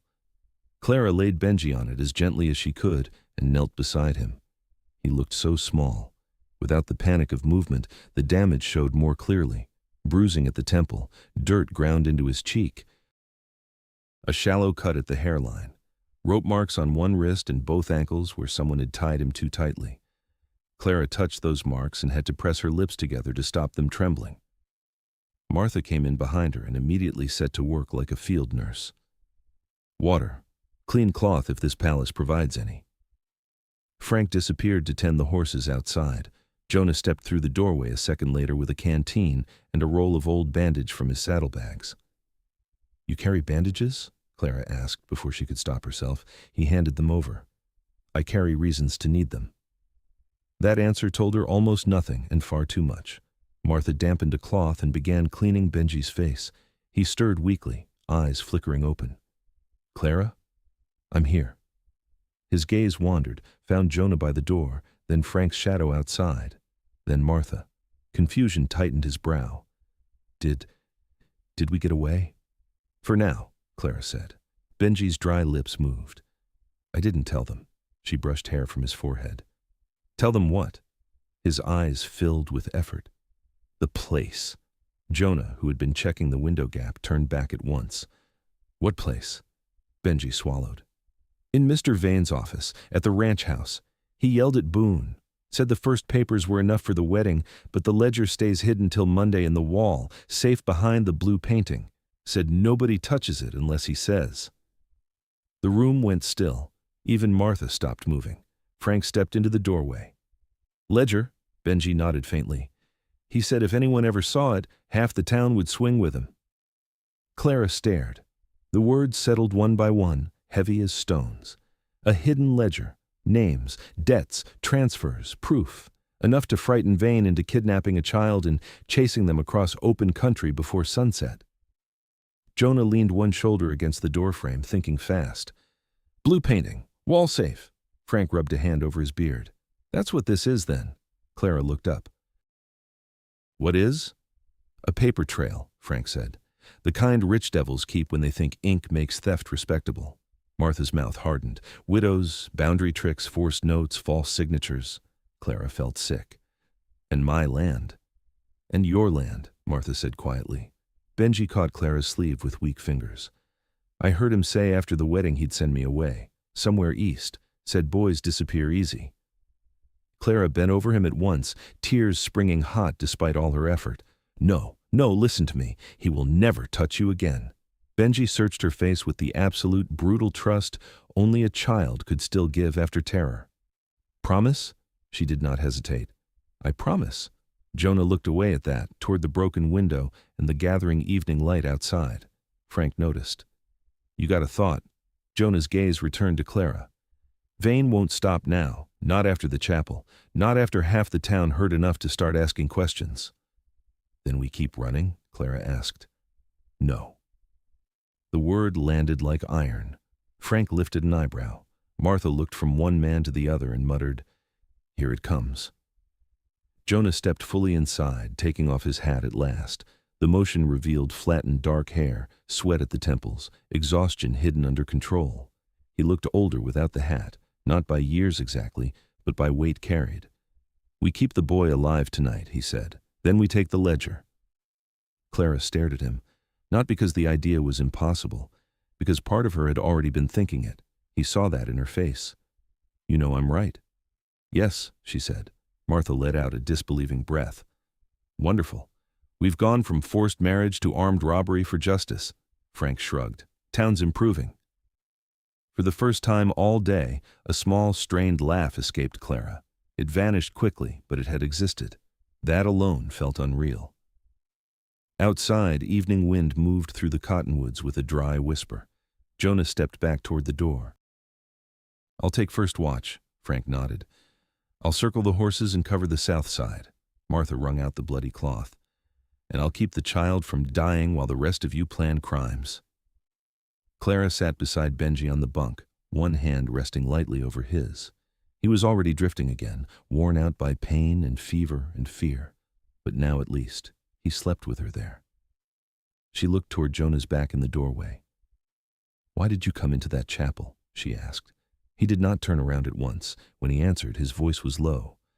Because the boy said your name like it was the only safe place left in the world. Then he stepped outside into the falling light, leaving Clara with a heart suddenly too full and too heavy to understand.